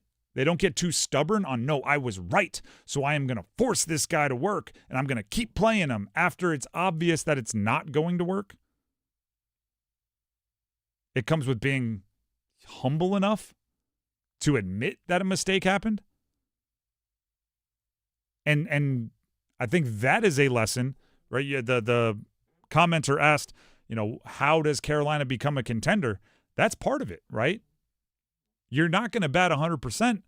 The Carolina Hurricanes haven't bat 100%. But if you're batting 70% and you're recognizing quickly the 30% where you're wrong and pivoting and adjusting and moving on to the next at-bat, that is why I think we all trust the Carolina Hurricanes. Right? I know that this was a little before Eric Tulsky, but like the move for Keandre Miller worked swimmingly. It was awesome. It was great. They also like Dmitry Orlov to come to the Carolina Hurricanes, and it didn't work as well. Right? And there's a lot of those along the way, and all you do is you learn from it, you figure it out, and you move forward to the next one. I think the Dmitry Orlov, like something like that, it worked out fine. Like it accomplished what they, I think, brought him in to accomplish, was be a solid puck-moving veteran defenseman for a couple of years. Obviously, he was at the older end, so he wasn't at the same level of play entirely towards the end in that last playoff run. But like, I don't think that was one where it's like, oh, like we really regret making that signing. Like I think that accomplished what they meant to accomplish with it. I think when you sign a guy, and if I'm not mistaken, he was the highest paid free agent defenseman of that free agent class, you expect a little bit more than what you got out of Dmitry Orlov. But again, I don't fault them for it because they needed that style of player. They brought him in, and I think they learned from it, and they made different decisions with the defenseman moving forward, and they won a cup not that long into the future. And they're set up beautifully. That's my point here, right? So a cup blinds us from a lot. A Stanley Cup, it's real shiny. And when they're holding it above their head and screaming, like, we overlook everything, which is good, right? That's what a championship should do. But I don't want it to make it seem like, if you're trying to mimic or you're trying to learn something from the Canes, that you go, well, like, goodness, they just, They had some analytics equation that told them where every good hockey player was, and they just nailed that. No. We're confident in them because they don't it's actually no different than being an athlete, right? Coaches will tell you, sports psychologists will tell you, don't let a game beat you twice, right? If you lose a game on a Tuesday, don't be so down on yourself from Tuesday that you lose your game on Thursday, right? Like if you give up a run, you're a pitcher, you give up a home run, you got to be able to flush it, move on to the next, and fix it. You can't let that home run lead to a double from the next at-bat and then a double from the next at-bat. Now you've given up 2 runs. The Canes have done an exceptional job of not letting one mistake beget another. And matter of fact, they're flushing it quicker than most teams. And the other thing I'll say, and this is true for every professional sports team ever. We've talked about it with the Carolina Panthers. It's about alignment. Right? Whoever in hockey, like if I were to say the 4 horsemen of the franchise, like I talk about in the NFL, in football, it's quarterback, head coach, GM, owner need to be in alignment, need to trust each other with their careers. In hockey, it's probably best player, coach, GM, owner. That's, because quarterback is a little less obvious, or there is no obvious quarterback in the NHL. But that alignment for the Canes appears to be unbelievable, especially when you're talking Rod Brindamore and Eric Tulsky. Kind of odd couple-ish, right? Like, I don't know if they were in high school, if they'd be sitting at the same lunch table, but maybe they would. Again, I don't know. But whatever their relationship is now, it's really, really good. I think it is an archetype that you would want, which is the hockey guy, right? The person that's been in locker rooms, the person that knows how to look somebody in the eye and know if they got it, if they're tough enough, and the analytics person who can put it all into a computer and tell you if they're going to fit in. And if those two agree on players, I think that's a really good sign. Carolina Panthers edition, Dan Morgan, a linebacker that has an insane amount of tackles, that flies around, that hits people, that played for the U, right? That played with some of the best players in Panthers history. Brant Tillis, right? The guy that builds algorithms. And what is it? The guy from Sumer Sports. They're even more analytics-y quant. Put those 3 guys, if they agree on a player, it's probably a pretty good chance it's going to work out. I like that.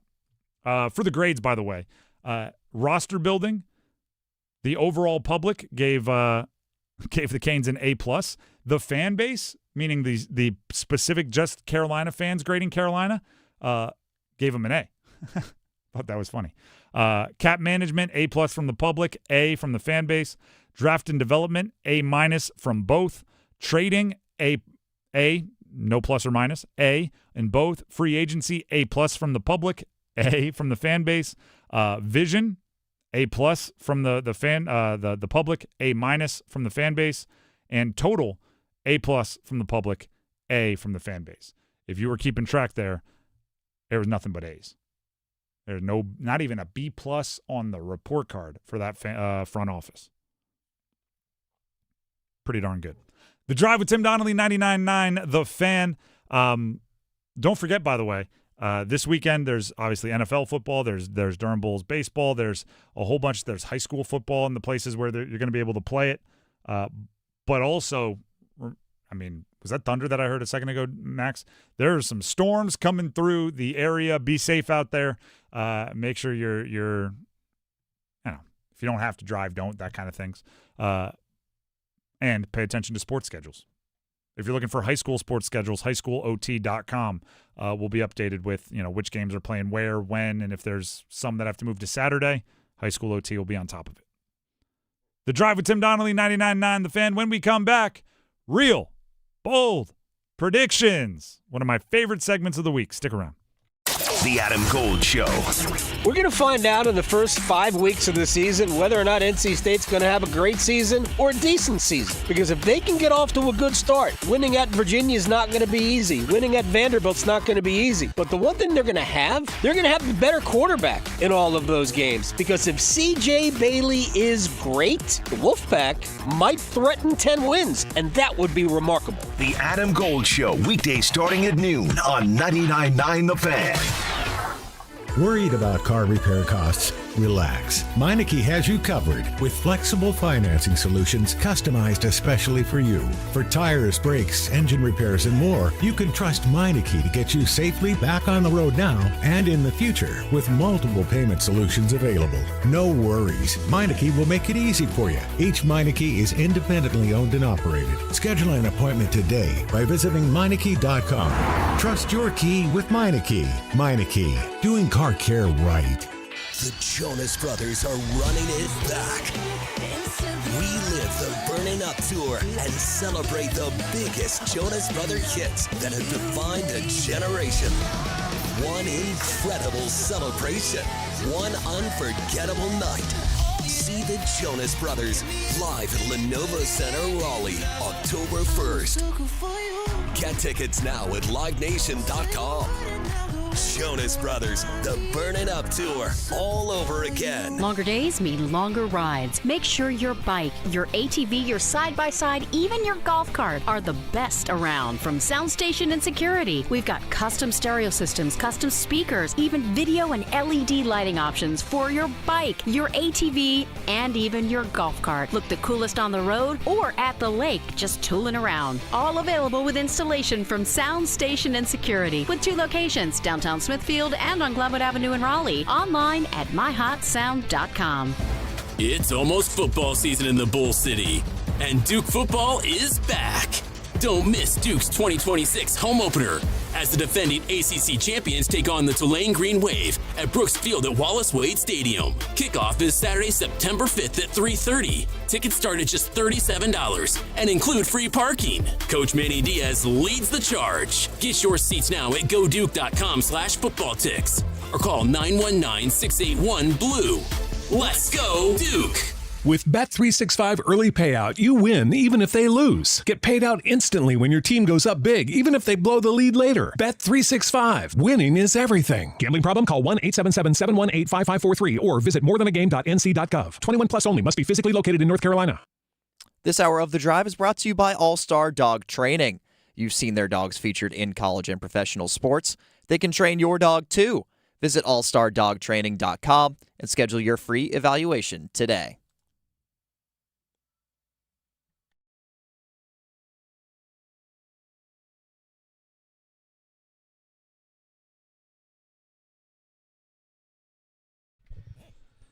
The Drive with Tim Donnelly, 99.9 The Fan. By the way, we had there was an advertisement during that commercial break for the Jonas Brothers concert. I don't know if it's happening more or if it's just because I notice it more. My social medias are definitely listening when we give away these tickets every week, and by the end of the week, my feeds just think I'm like a massive fan of each act that we're giving away tickets for. And again, for the numbers game today will be the final day we have Jonas Brothers tickets. But I want to give a shout out to the quiet brother, the one that normally doesn't sing, because I learned on social media today that he put out a song. There's the what is it? Nick, who's the real famous one.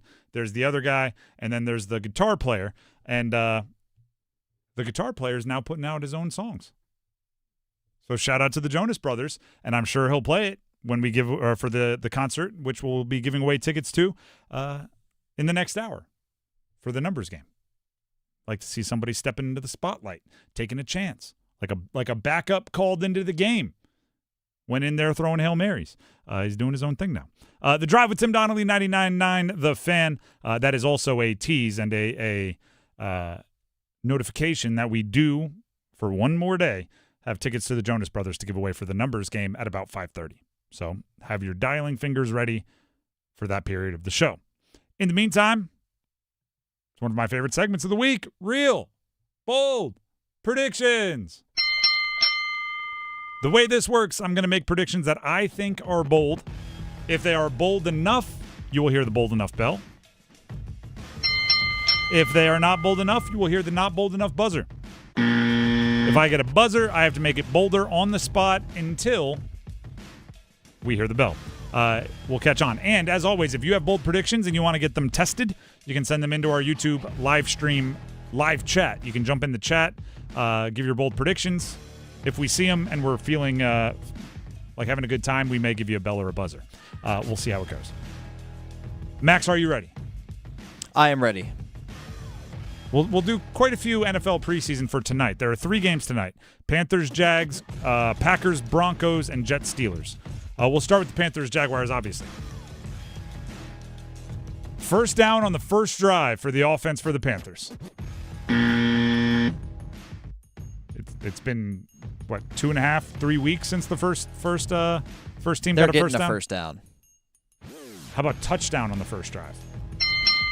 Look at that. Look at that. I think they should be aggressive. I think they should take some chances. I think they should do everything they can to get momentum on their side. More Panthers-Jags. I think Tetairoa McMillan has at least 2 catches today. He has no catches this preseason. 2. I'll go 3. I don't even know. If they go 3 and out, he might only play 3 plays. Again, I think they should. Forcing it to him is the wrong term. Sometimes I think forcing it, it's like, oh, they're forcing it to him. Designing plays to go to your best player, that's not forcing it. That's what you should be doing, right? Receivers get a bad rap there. It's like, oh, they're forcing it to him anytime they talk about a receiver. But if you hand it to a running back 3 times, it's like, oh, they're establishing the run. Establish the pass to Tetairoa McMillan. Need a better publicist for peppering a wide receiver with targets. Last one for the Panthers. A Prince Umanmielen sack. Need it. One of the most important things this season for the Panthers is Prince Umanmielen becoming at least every pass situation sack threat. I don't know how much he'll play on obvious rundowns, but if there is a passing down, he has to be out there if you can get him out there, and he has to be a threat. He has to be circled on the scouting report.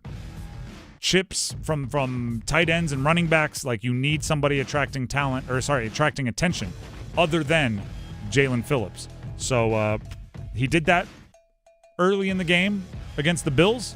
He needs to continue to do that against the Jags tonight and into the regular season. How about Green Bay at Denver? Anytime touchdown scorer, Marshawn Lloyd. There you go, backup running back. I don't even know who that is. Backup running back. For which team? For the Packers. Okay. He was a, 3rd-round pick a couple years ago, but this is not a joke. I don't know if he's been healthy for 2 straight weeks in his 2 years in the NFL. I think he came into the league a little muscle-bound, right? Wound a little tight, and then the soft tissues just said, oh, if you're going to run fast, I'm going to pull. He's trying to establish himself as the backup that would take over if Josh Jacobs has an injury or if Josh Jacobs has a suspension and he has some things hanging over his head. I think he's going to have a big season. If anything happens to Josh Jacobs as the predecessor there. Jets at Steelers tonight. Jets win? Just anytime. Anytime this season, I think we can roll with that one. Ha ha ha. The reason being, I think it's underrated learning to win in the preseason. It's not really learning to win, but if you're a team that's just had rough run after rough run after rough season after rough season, you can trick yourself into thinking you know how to win. And I think the Jets should. There was a streak where the Ravens had won I think it was 20 or 30 straight preseason games. And it was very obviously just, they must care more than everybody else, right? They must try more than when everybody else is pulling their starters. They must be, foot on the pedal a little bit more. And it feels a little ridiculous, but I think that had something to do with them being one of the better run franchises during that time. It's I don't know. Our brains are funny things, right? Max, you're a golfer. You got a big golf weekend coming up. If you guys don't know, he's got a massive Ryder Cup style get together with his friends. There was, I don't even know who it was, a former pro. I was reading a Twitter little breakdown. one thing, a drill, not even a drill, like a style that they would play in practice was every shot, take your shot, right? Hit it wherever you go. You can have an not unlimited, but you can hit another, but you're deciding I'm using this second shot, right? Like the first one, I can't go, you know what, I'll take the first one. And you could do up to 3 on every single shot. And this was a pro who was, trying to level up in their career, basically saying they tricked their brain into thinking they knew how to go low.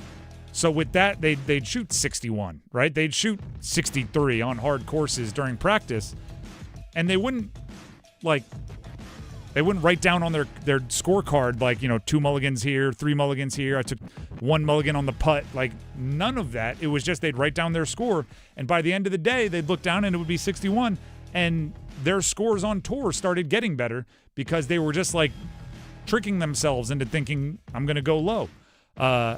I think winning in the preseason is similar. Like, hey, we're 3-1.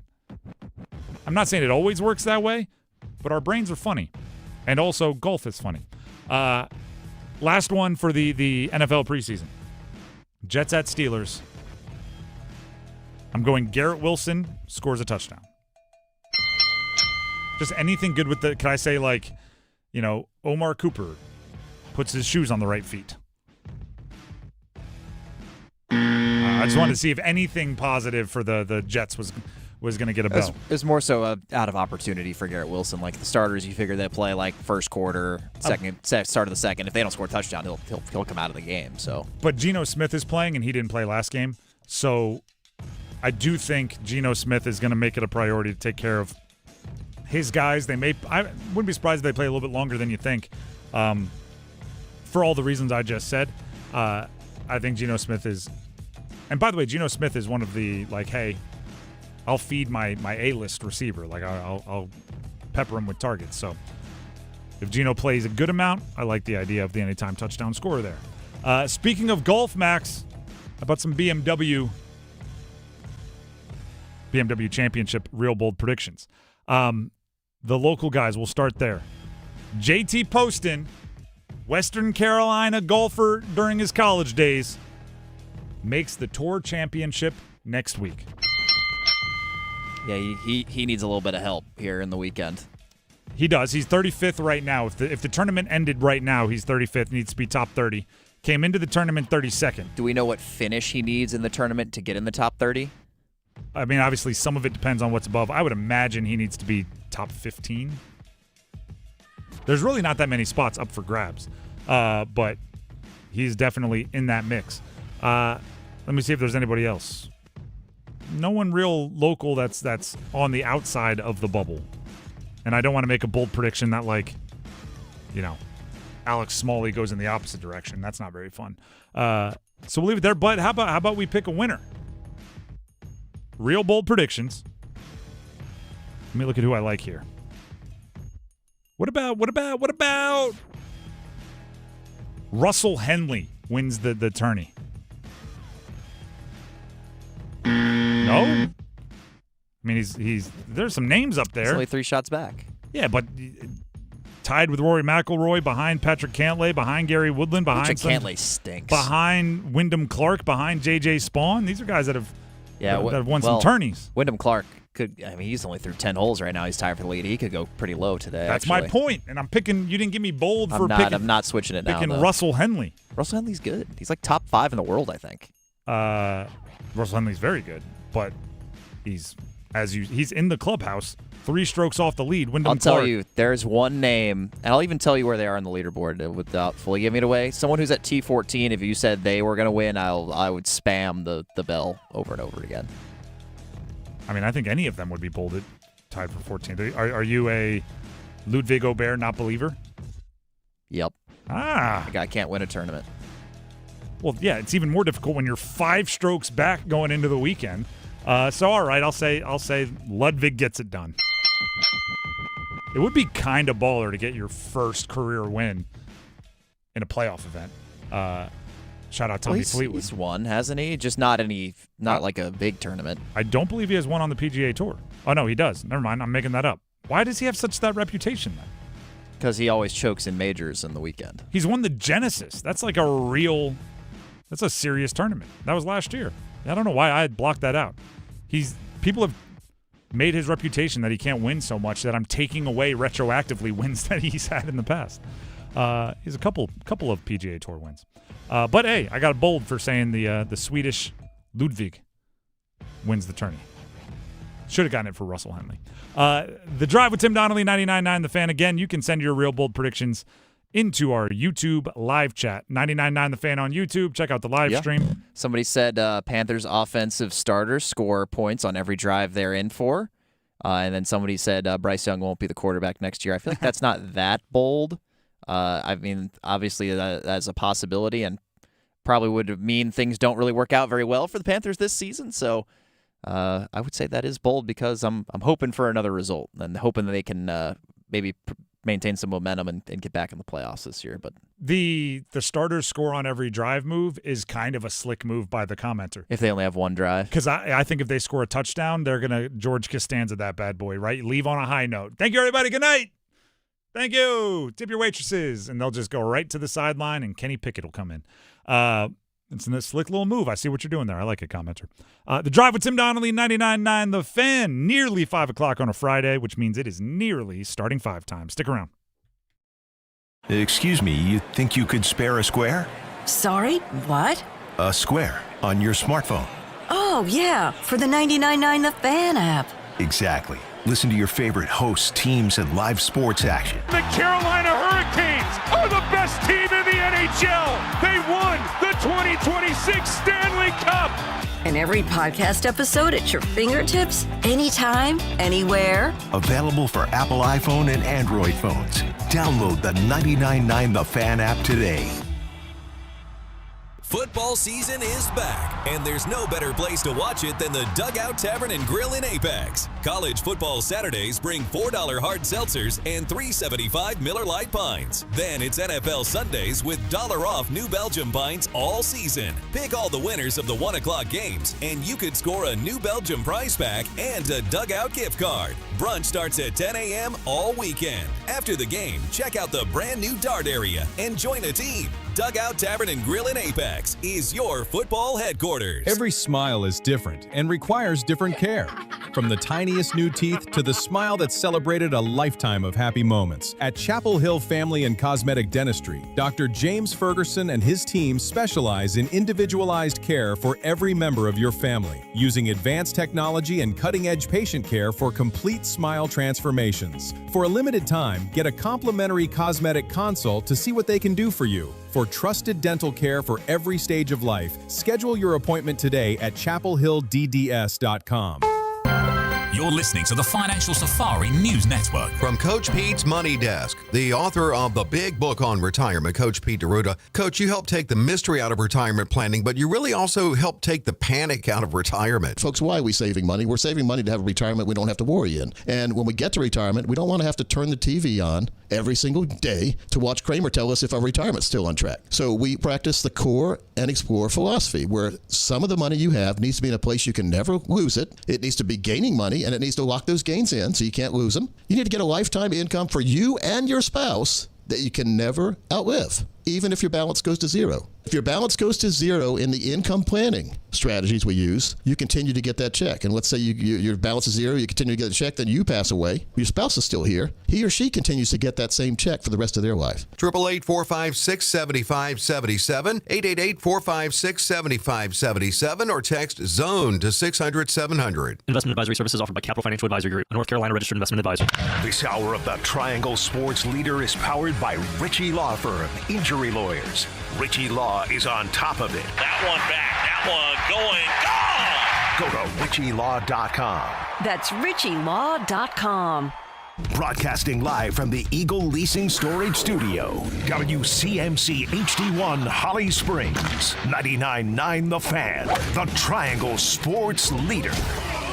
Hey, it's the weather. I'm WRAL meteorologist Kat Campbell. Showers and thunderstorms are likely this evening and tonight And then gradually the rain clears after midnight. It's mostly cloudy with a low of 70. Saturday is mostly cloudy with a high of 86 and a 40% chance of pop-up showers and storms. 5 o'clock check of your money. Dow Jones closes the day up 517 points to 53,277. This hour of The Drive is brought to you by All-Star Dog Training. You've seen their dogs featured in college and professional sports. They can train your dog too. Visit allstardogtraining.com and schedule your free evaluation today.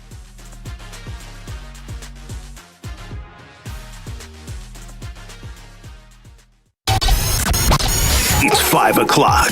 Time to serve up the biggest sports stories of the day. Here comes your starting five.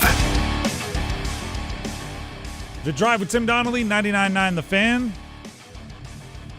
5 o'clock on a Friday. Thank you for starting your weekend with us. We're having some fun. Hopefully you will as well. It's time for the starting five. Brought to you by Baker Home Exteriors. We do good work at a profit if we can, at a loss if we must, but always good work. That's the Baker name, Baker Home Exteriors, bakerhomeexteriors.com. As always, we will start the starting five with the number 5. Count them. 1, 2, 3, 4, 5. NFL preseason action started last night for this week. Panthers are obviously tonight, but number 5 is everything else going on. Panthers-Texans last night. Fernando Mendoza threw a pick 6. Oh, no. Not that big a deal. I actually think he's looked pretty good this preseason. We'll come back to that game in a second specifically. The Texans also scored right there. Their first-team offense got out there, got moving, and ended up being a rushing touchdown, but C.J. Stroud made some plays off schedule. A-okay as far as the Texans go. So a fun finish to that game. Kind of came down to it. Final 10, 15 seconds. A little bit of excitement. It was no Hall of Fame game, but still a fun finish and something good to throw on here on a Thursday night as we're getting close to all the meaningful football starting up. What I do love is NFL coaches don't want these games to go on any longer than we want them to go on any longer, so they never play for the tie. It's always like, we're finishing this. Well, they don't play overtime, though, in preseason, right? I have no idea. I assume they would, but either way, they never play for the tie. Maybe that's why, because they know they can't go to overtime. It's just a straight draw if they finish tied in regulation.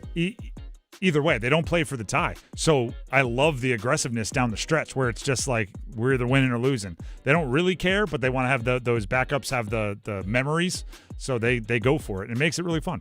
The other game last night, Niners-Chargers. I'll tell you what, the Niners, they are absolutely ravaged by injuries, but they're still a really fun team to watch. Dejon Stribling, who everybody made fun of as the 33rd pick in the NFL draft, first pick of the second round, he's lighting the preseason on fire. Like one of the best preseasons we've ever seen from a rookie wide receiver. And then the Niners went on to win 41-17. So we'll see how that goes. The Chargers were dead set on only playing their starters one series. They went 3 and out.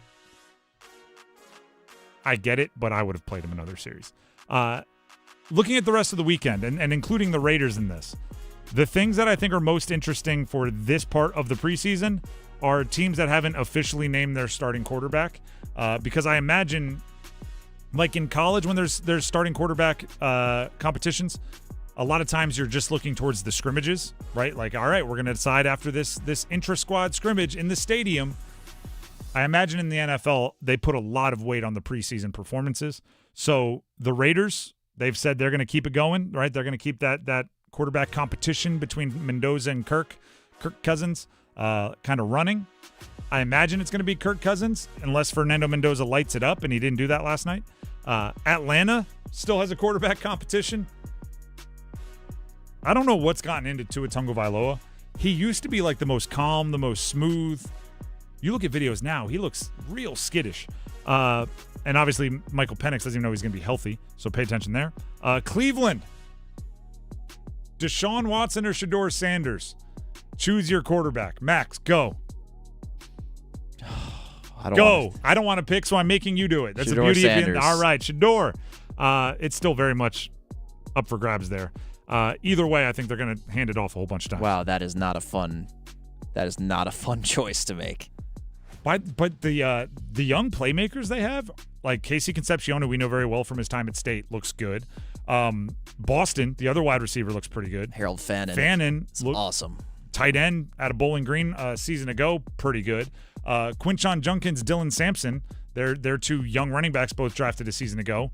Looks solid. Like, there's something there. They just have to choose between Deshaun Watson or Shedeur Sanders to orchestrate it, and that's just like, I know, it feels like I have a Lamborghini, but I live on a dirt road sort of thing. It's like, it's almost awesome, but I don't know if I'm ever going to be able to truly enjoy it. And then the Cardinals also. Carson Beck lit up the Hall of Fame game, didn't play in week 1. If he can go, could he put some pressure on Jacoby Brissett? He looked pretty darn good against the Panthers backups playing the Cowboys. We'll see. That is number 5. Let's get to number 4. 1, 2, 3, 4 all together.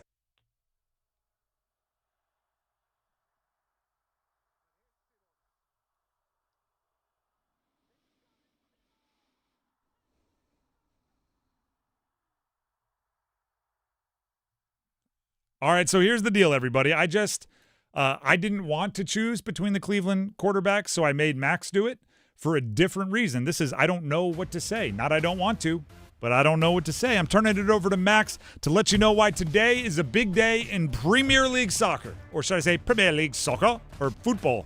Gosh, I messed it up. Yeah. Keep going, Max. That's why I'm passing it over to you. Yeah, the regular season just got underway today. The defending champions, Arsenal, picked up a 3-0 shutout win at home to start the year with 3 points. For my favorite club in particular, Manchester City, is a lot of turnover this year. They are in the process of losing Rodri, who won the Ballon d'Or a couple years ago, as basically like the best player on the planet. He is going to... Do you know how much I'm not good at soccer? I call it the Ballon d'Or because I've only ever read it. How do you say that? Ballon d'Or. Ballon d'Or. That's not how I say it at all. Golden ball, That's I believe, like is what that... the best player in the world, right? Yes. Yeah. I've only ever read it. I've never heard it, right? It's always, Messi and Ronaldo who had the most Ballon d'Ors. Anyway, continue. Yeah, it's going to be a lot of changeover for Man City, who now they've not won the last 2 years. They haven't won the league after winning, I think, 4 years in a row. So a lot of change for them. They still got Erling Haaland at the top, so he's going to put in 20 to 30 goals or whatever, but it may be tougher for them to compete to actually win the league. It's just the beginning of a great season. It's, I think, a signifier of all the sports kind of coming back, and we got college football starting next week, which should be fun, but lots of storylines for those that watch the Premier League. Spurs just survived, not getting relegated last year. I think they finished in 17th, so one spot above the cut line to get sent down to the championship, despite the fact that they play in a $1 billion stadium that they built a couple of years ago. So we'll see if they can stay up. Where's Liverpool at in their new era of with new managers and new players? Is Manchester United ever going to compete to try to win the league again after they've had their ups and downs over the last couple of years? Chelsea finished 10th in the league last year, which is kind of embarrassing for a team of that caliber. So we'll see if they can compete to make it to Europe and get into the Champions League next year. But this year they're playing no European football outside of the regular season. So lots of storylines, lots of teams to watch. Everybody's getting underway this weekend. Arsenal already started off with the win. Probably finished up 10 minutes ago. So they'll be the favorites. They're the standard to try to knock off at the top because they didn't have a lot of turnover and got some marginal improvements in certain areas. So we'll see if City or United or somebody can compete to try to knock them off and reclaim the league title. I don't know if this would have qualified as a real bold prediction, but can we go big picture sports real bold prediction? I believe promotion and relegation are going to be in more sports around North America in the next 10 years. That'd be cool. I'd like to see that. It's already kind of come into the PGA Tour in 2028, and I think maybe college sports could work it in. I think it's going to come to more sports, so it's a cool part. I don't follow soccer in a major way overseas, but I do think promotion and relegation is something that it's like, hey, maybe bring that over. Maybe copycat them a little bit. And I think it just makes everybody make money. once teams are eliminated, if you still are really, really, really wanting to watch those games, it's good business for everybody. That is number 4. Let's get to number 3.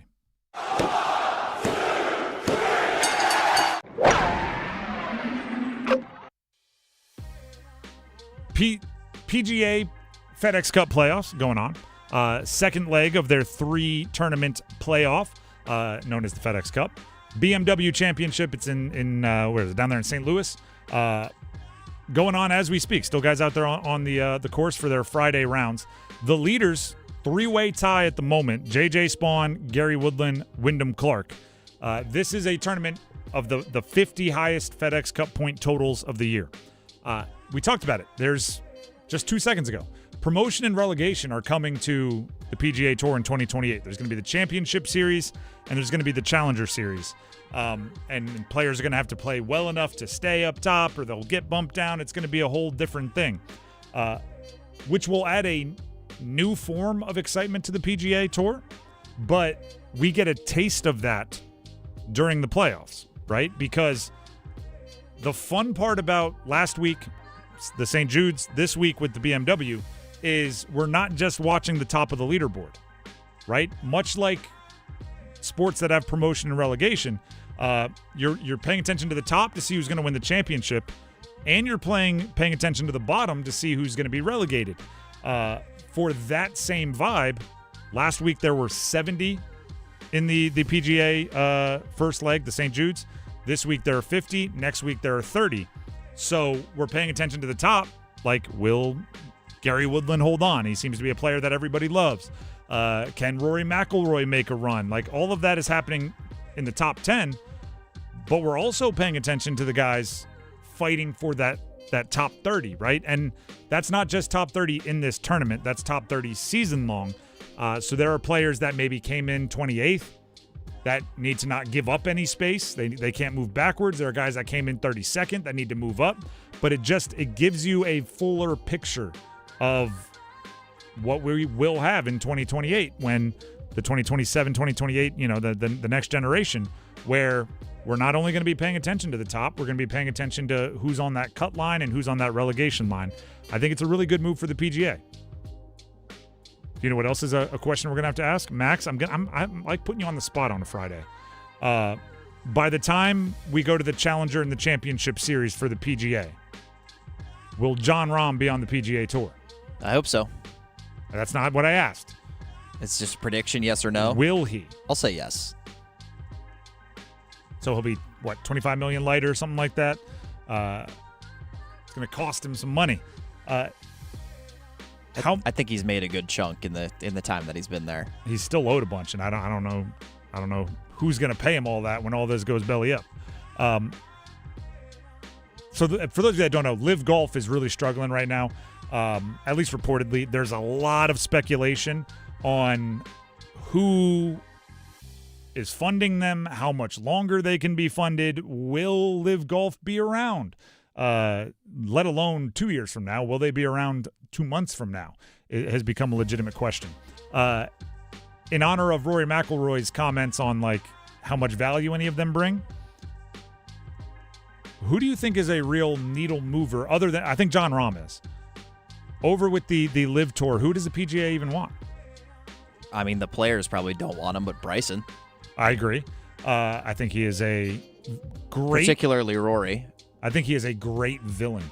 I would love to see, like we had at Pinehurst a couple years ago, Bryson and Rory battling it out on a Sunday. I don't care if it's a major, right? Obviously, we could see it in a major, but if it's some elevated event or something, and that would bring extra. I think, obviously, Brooks is already kind of back. Cam Smith, I'd love to see. I feel like I haven't heard anything about him. I feel like his form really dropped off after he had that stellar year in 2022 and his putter was on fire. That Open Championship was awesome. He hasn't really competed in any of these majors. He's played in them. He just hasn't really competed to win any of them since then. So maybe he's just kind of got the money and kind of eased off the gas pedal a little bit, or maybe he's just kind of lost the form. I don't know. I'm going to list 3 players. You tell me if they move the needle for you at all. And this will be the last one, and then we'll move on. Patrick Reed, Dustin Johnson, Joaquin Niemann. Patrick Reed's back already, isn't he? That's true. He's on the way, right? And then you said Dustin Johnson. No, Dustin Johnson was barely moving the needle before he left. And Joaquin Niemann, yes. But that's part of what I like about golf is, like in football or basketball, like once you can no longer truly compete, you're just gone, right? You're a retirement. Like in golf, like Fred Couples will lead after the first round of the Masters, like when he has absolutely no chance of winning the Masters. But it's just really fun to be like, sweet swinging Freddie, there he is.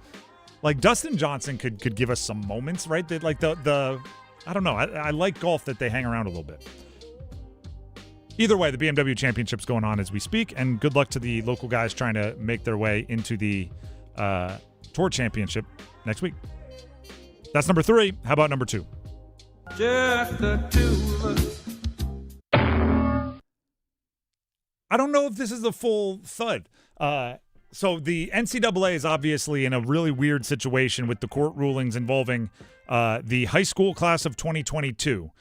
Because if they all played 4 years in 4 years in college, it was expected that their eligibility was up. The NCAA has changed the rules since then that the ensuing classes will get 5 years to play 5. So 5 years to play 5 seasons. Doesn't matter if you redshirt, doesn't matter anything. Because of that, the class of 2022 is lawyered up.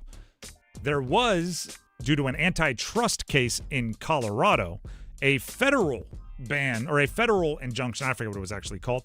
A judge said, for the time being, everyone that was in the class of 2022 that played 4 years and 4 seasons has to be eligible.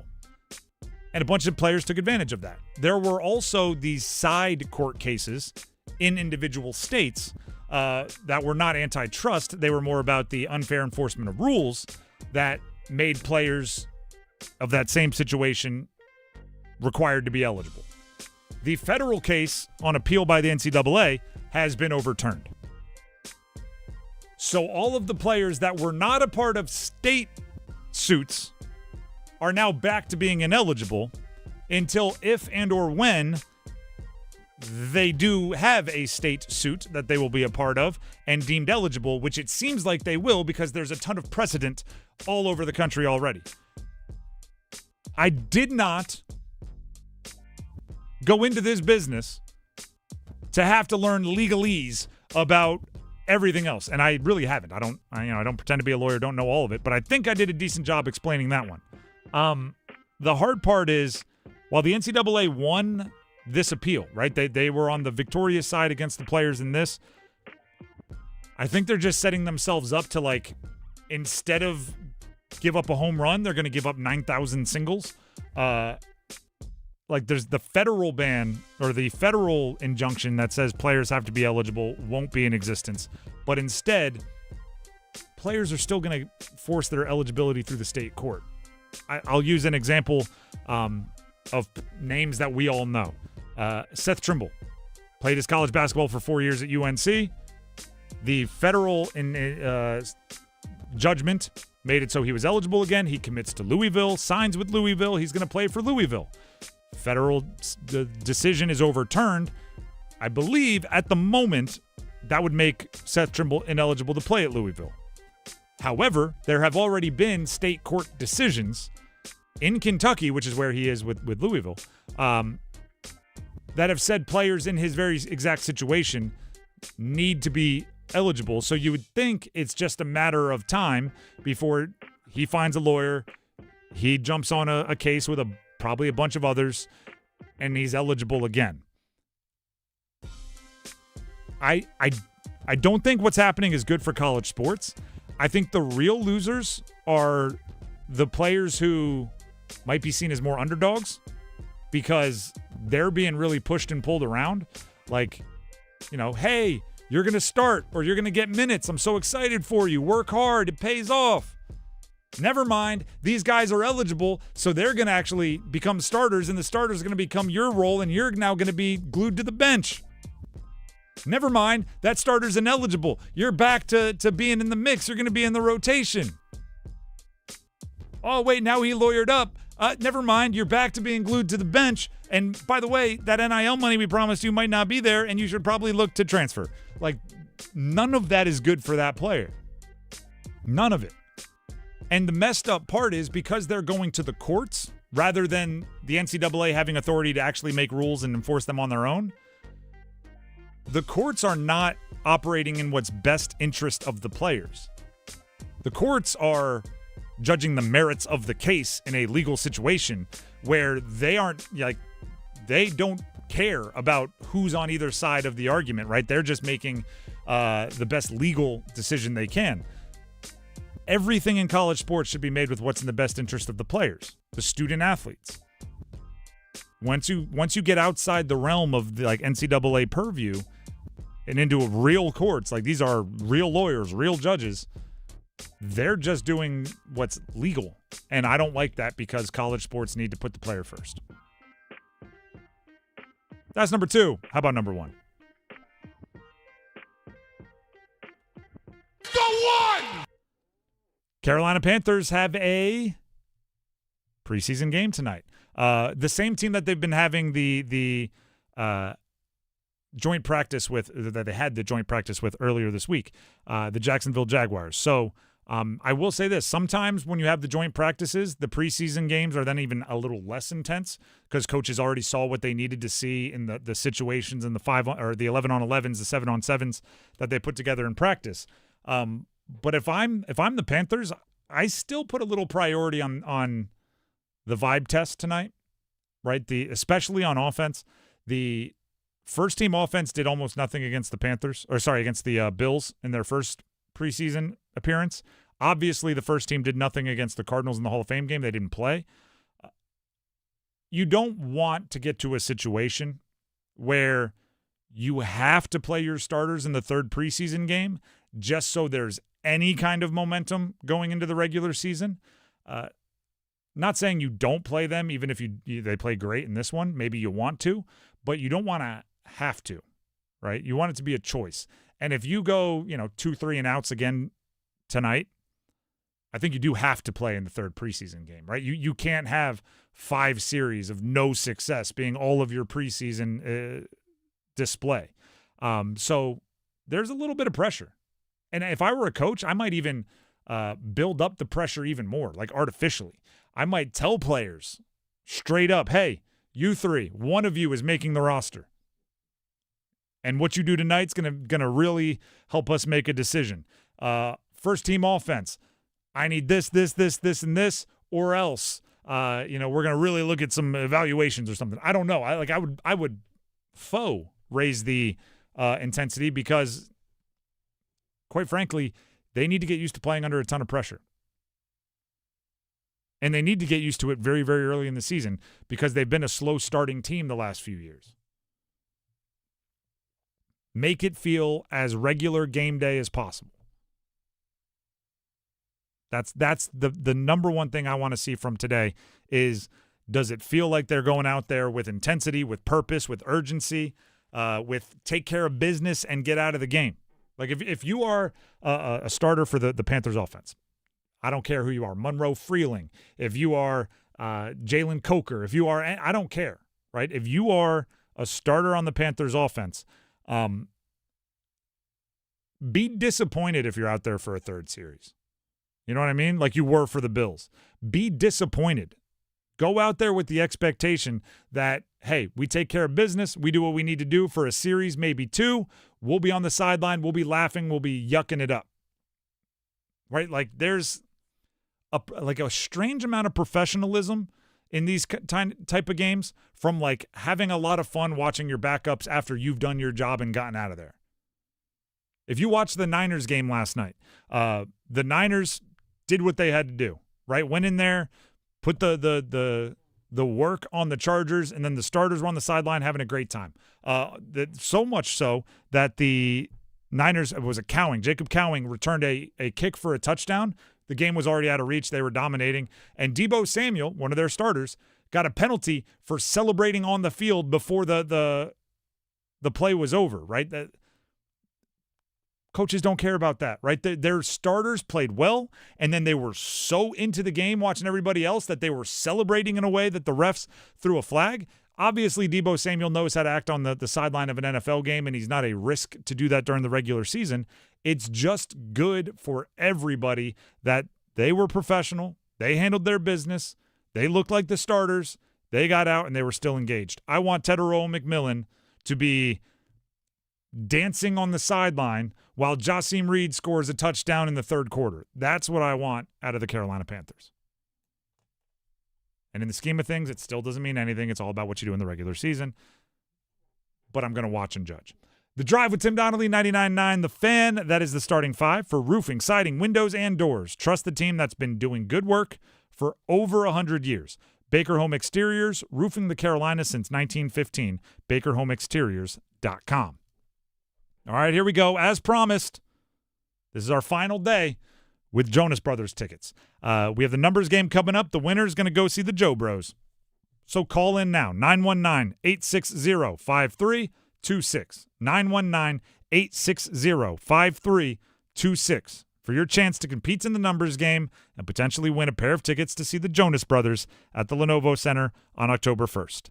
919-860-5326. We need 2 contestants. Call in now. Numbers game next.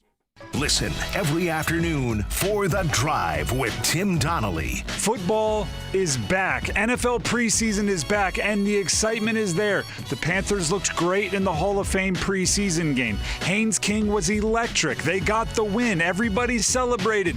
But let's pump the brakes a little bit. Kenny Pickett is still the backup quarterback. It's still Bryce Young's team. Haynes King can be a nice piece. The Drive with Tim Donnelly, 3 to 6 on 99.9 The Fan.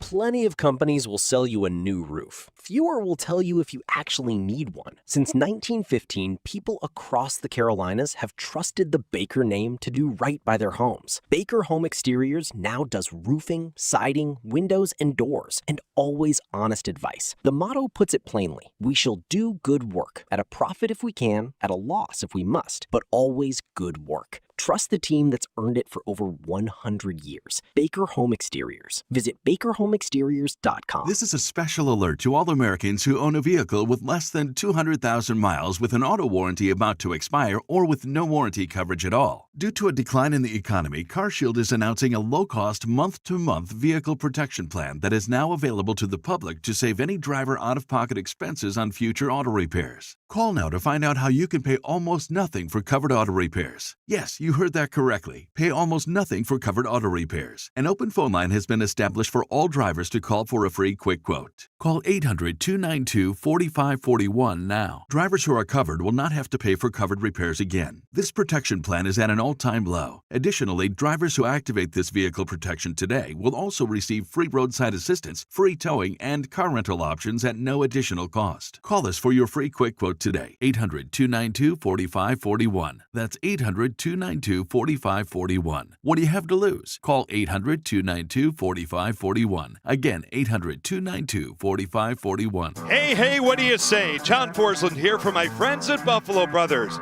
My favorite place to go in the Triangle for the best wings on the planet. How about this special?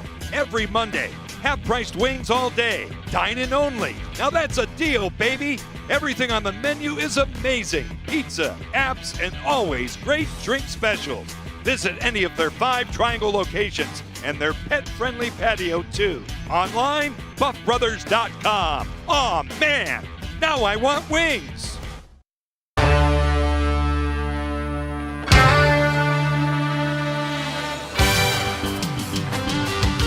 The Drive with Tim Donnelly, 99.9 The Fan. It is time to play the numbers game. The prize, as I mentioned, pair of tickets to see the Jonas Brothers. Lenovo Center, October 1st. The contestants, Caden and Kinley and Evan and Fuqua.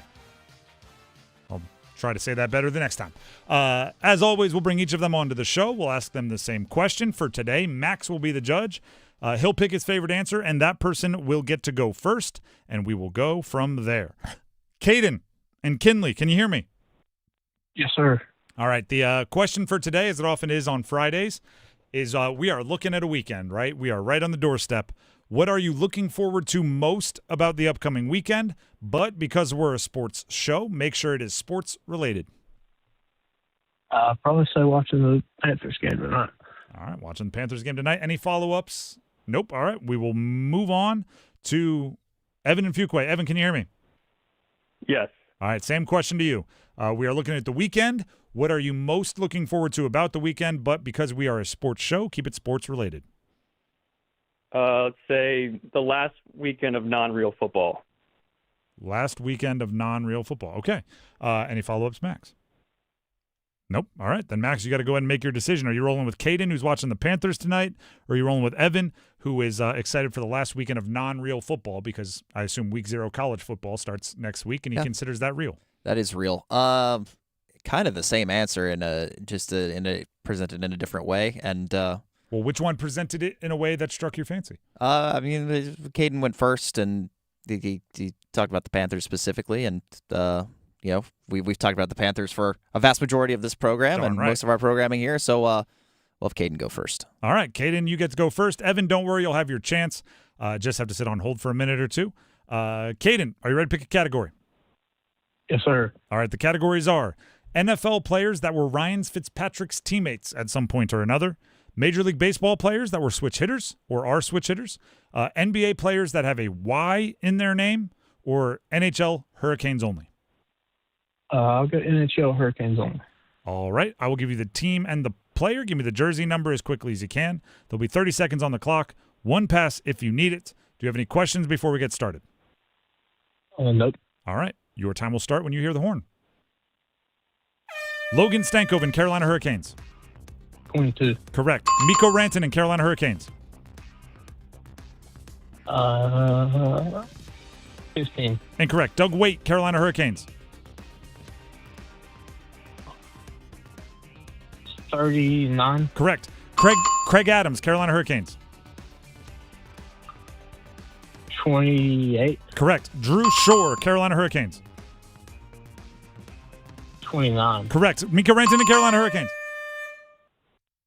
Do you want to give one more just for fun? One more try at Mikko Rantanen? I know it won't come to me. All right, that's fine. That's actually probably makes you feel a little bit better because you weren't the quickest on your responses, so you didn't have a lot of tries at it, but you still got 4 out of 5.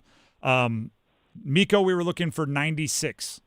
He gave, who was it, Jack Roslovic, a very nice watch in order to get 96 off him for a couple of months.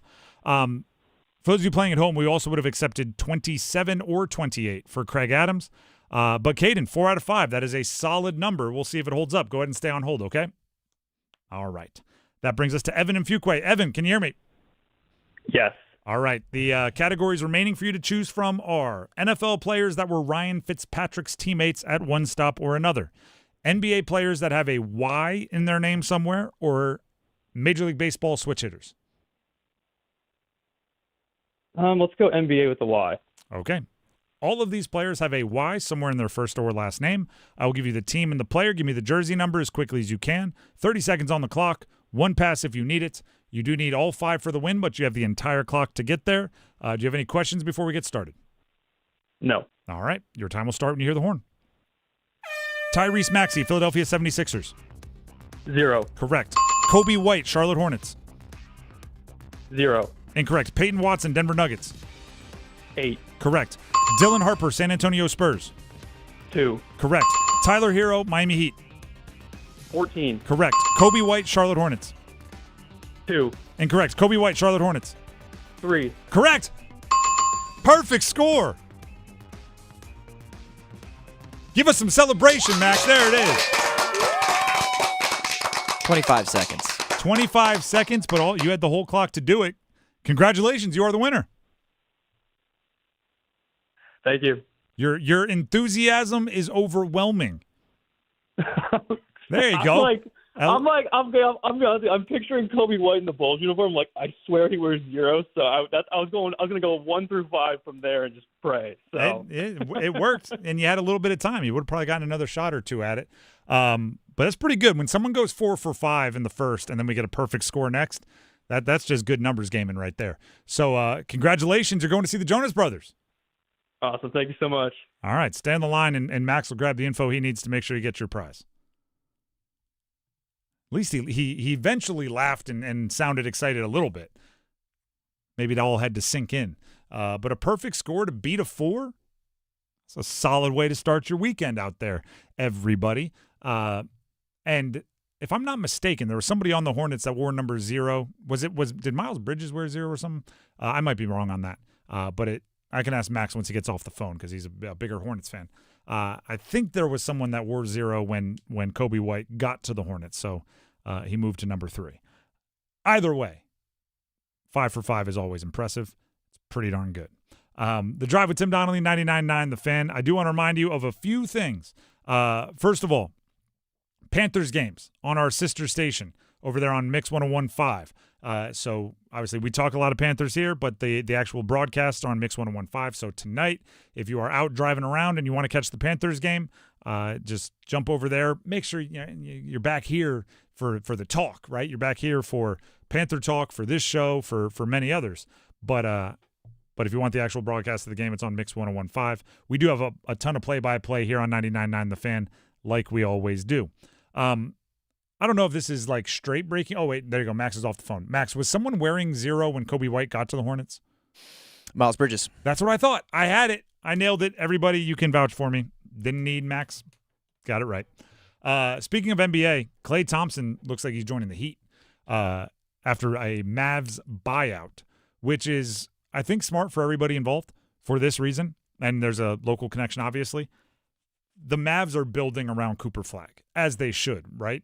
And I don't know if there's anybody in the NBA whose window does not align with Cooper Flagg's more than Klay Thompson, right? Klay needs to be a spacing player on a win-now team, not a team who has a player that they're hoping is like an MVP 2 or 3 years from now and wants to surround with young, ascending talent. It's Miami. I guess they're win now in that they're not built for the future, but the Heat are not winning anything of anywhere Giannis importance. exists. You're definitely building to win now, unless you're the Bucks teams of the last 2 or 3 years. They were definitely building to win now. They weren't acquiring young talent. And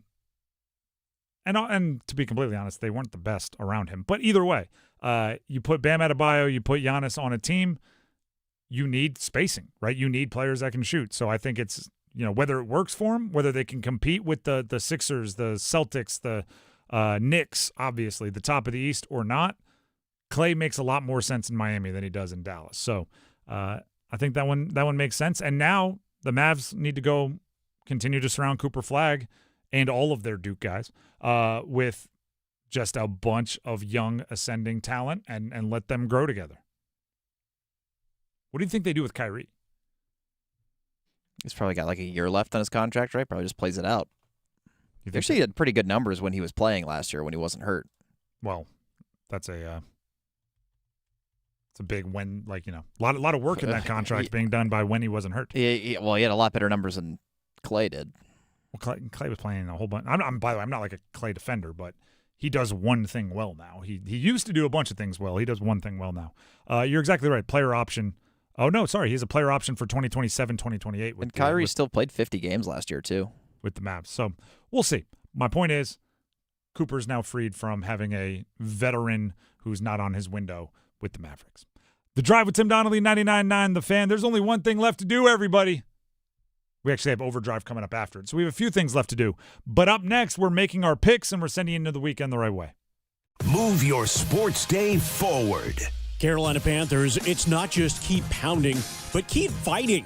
I love a good training camp fight. It's better to get that stuff out of the way now than during the regular season when it costs you 15 yards in a good situation. It also shows to the league you want to be a physical team, when a couple of years ago you were being questioned about it. Get set up. Join Next Up with Paul Ihander. Mornings at 9 on 99.9 The Fan, the Triangle Sports Leader. It's bow time. We think a chicken sandwich this good should speak for itself. But when you're talking juicy, hand-breaded, and boldly seasoned chicken breasts, piled up with thick-cut pickles and creamy mayo all on a buttery toasted bun? Well, we are happy to say it again and again and again. Bo's Chicken Sandwich, only at Bojangles. It's Bo time. It's Bo time. Time to satisfy your Bojangles sandwich craving. With Bojangles sandwich lineup, you can choose a flavorful Cajun fried chicken filet sandwich, or a tender Cajun grilled chicken filet sandwich, or a tasty Bo's chicken sandwich. Make it a combo and add your choice of a side and Bojangles legendary iced tea. There's a Bojangles sandwich combo for everyone. Summer just doesn't get any better than that. What are you waiting for? It's Bo time. With over $110 million in total prizes, new scratch-offs from the North Carolina Education Lottery are dazzling the crowd. Get quick wins from Hit 50, Cash, Loteria Grande, and The Star.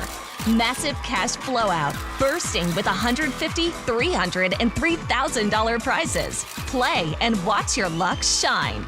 Must be 18 to play. Approximate overall odds to win range from 1 in 3.86 to 9.37. Problem gambling helpline 877-718-5543. Rev up your summer at the Make This the Summer event going on now at John Heister Chrysler Dodge Jeep Ram in Lillington. Grab summer adventures when you drive home a brand new 2026 Ram 1500 for 20% off. Excludes RHO. See dealer for details. Or expand your options for off-road exploration with a new 2026 Jeep Gladiator. Save 15% off during the Make This the Summer event. Plus, get 2.9% financing for 72 months. So get off your keister and get to John Heister Chrysler Dodge Jeep Ram in Lillington today.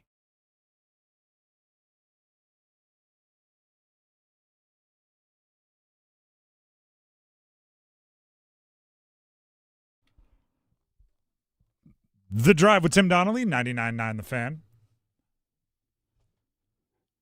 Got to wait for the smooth vocals of Michael McDonald to hit.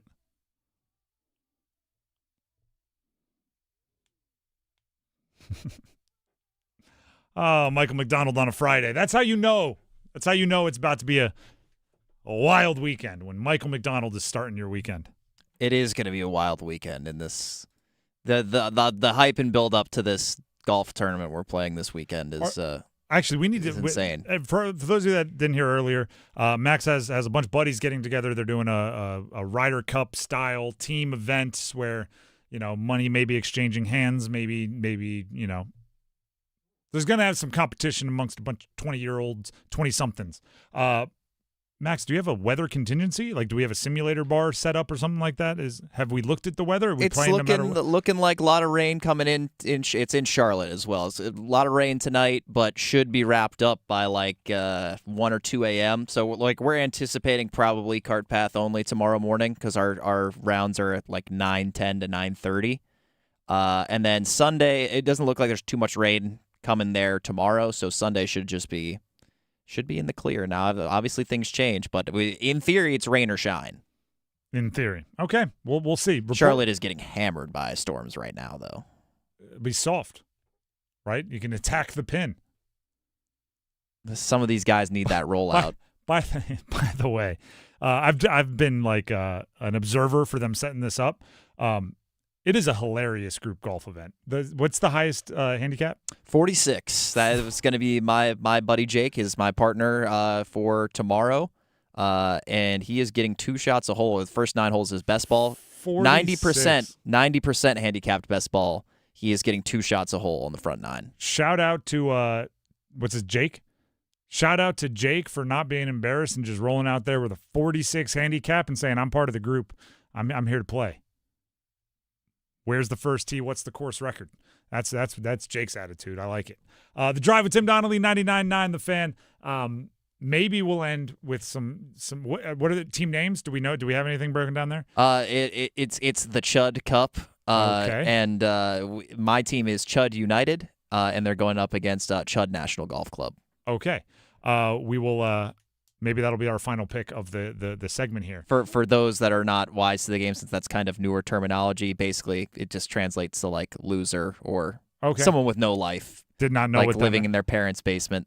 It's fitting for the golf skill level of this event. Beautiful. Maybe we'll make picks at the end of this because it is time to make our picks.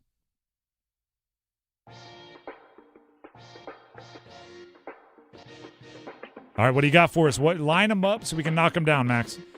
Actually, a decent bit of selection this weekend as we're, again, getting closer to football season, really getting into full swing. But there is a full slate of NFL preseason.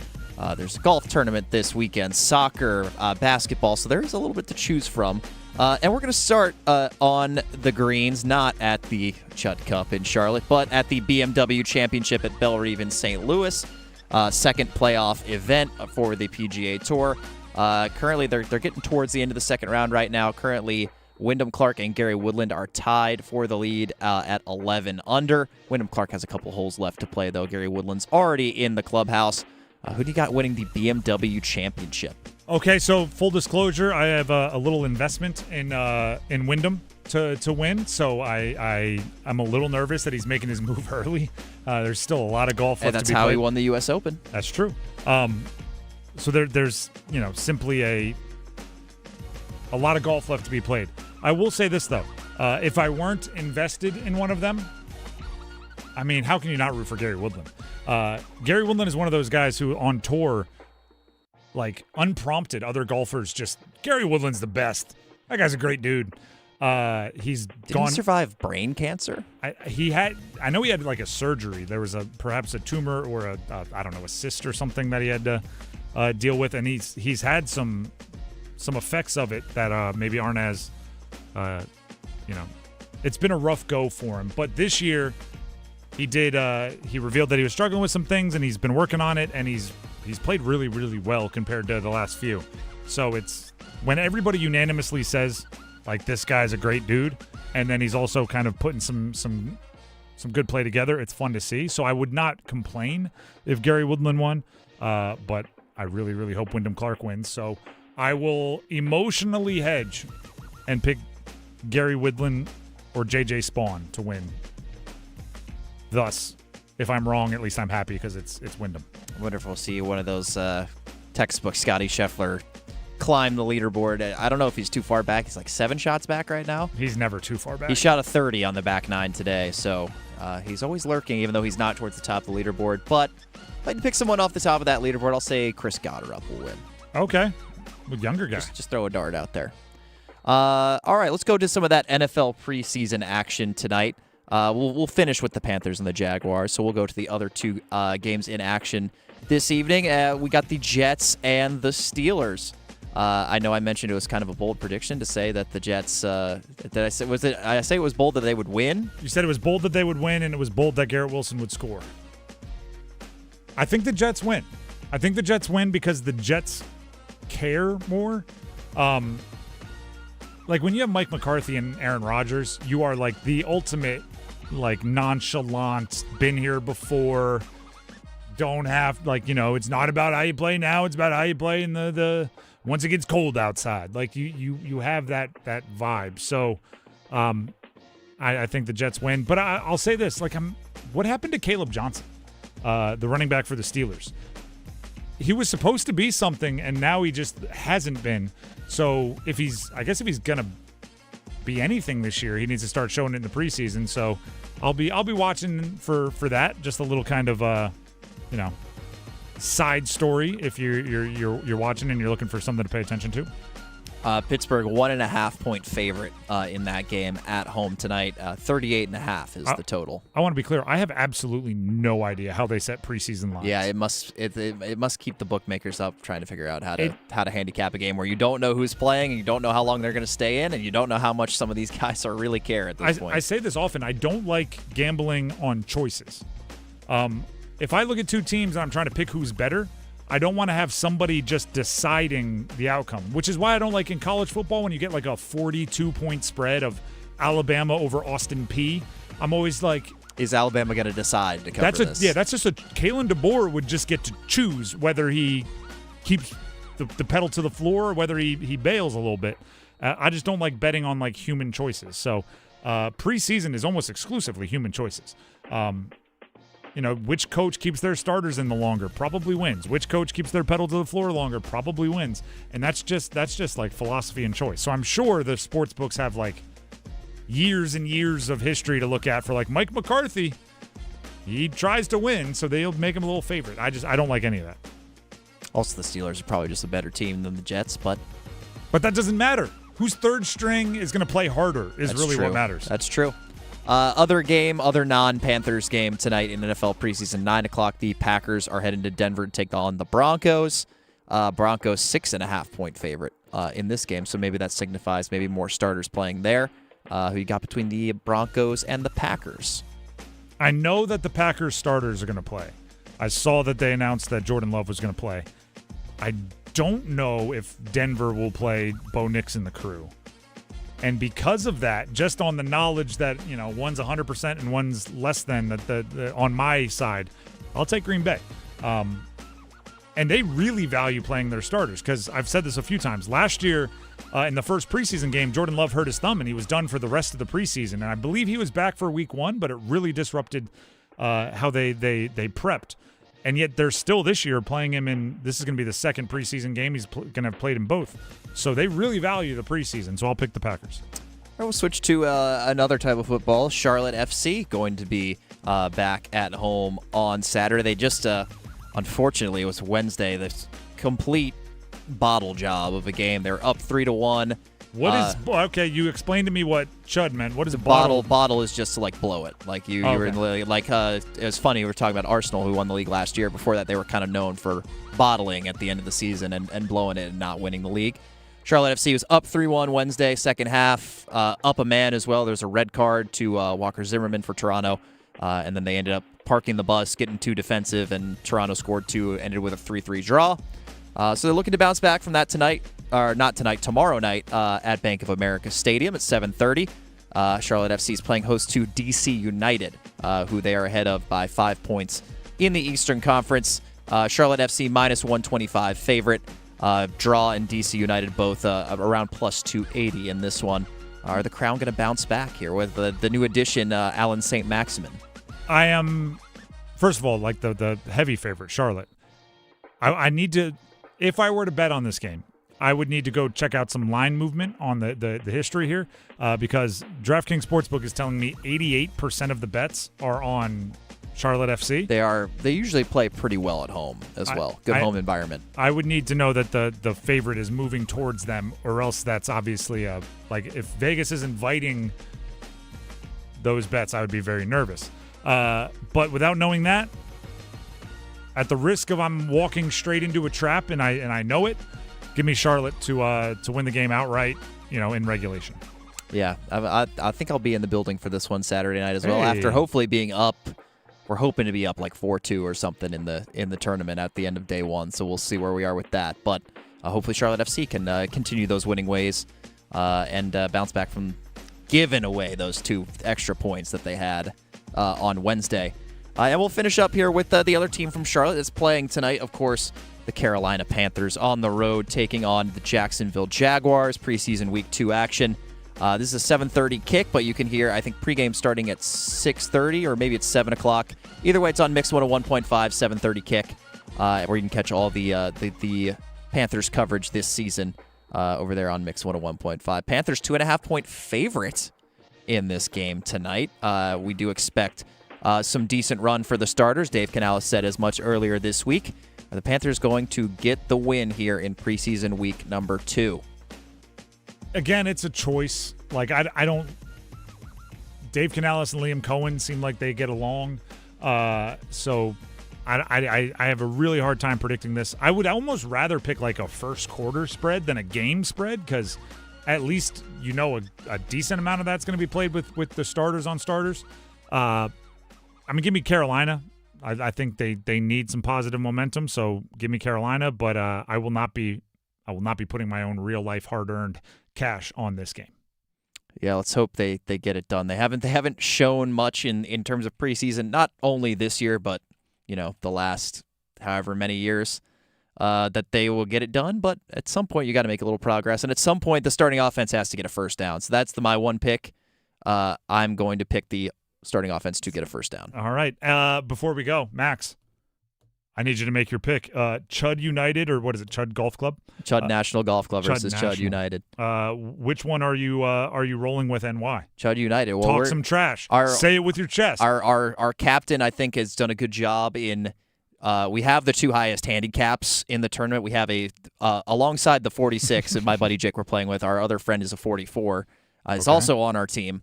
So I think the way we've strategically paired them and drafted should help us. Now we already have some suspicion there may be a sandbagger on the other team. On Chud National Golf Club. It's a golf ride or a couple amongst your buddies. So that could make it tougher. Fight sandbagging with sandbagging. That's I think he's only been playing for a couple months, so it's we'll see. But I feel pretty good. I feel confident we'll be ahead in the team portions, and then we just kind of have to finish it out in singles on Sunday. I do think if you accuse the guy who's only been playing a few months of sandbagging, that's probably says more about you.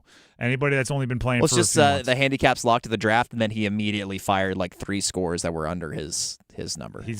That's how quickly you improve when you're brand new to the game. The Drive with Tim Donnelly, 99.9 The Fan. Thank you, everybody, for listening. Thank you to Max for keeping us up and running today. And stick around for Overdrive, little Panthers, little Triangle QBs. There's some good conversations coming up and some good football, some good sports this weekend. We'll see you next week for Week 0 coverage. Darn right, college football. Until then, have a great weekend, everybody.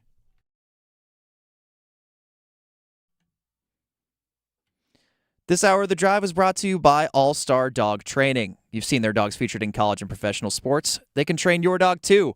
Visit allstardogtraining.com and schedule your free evaluation today. Adam. I'm Adam Gold, and I'm there. Tim. I'm Tim Donnelly. And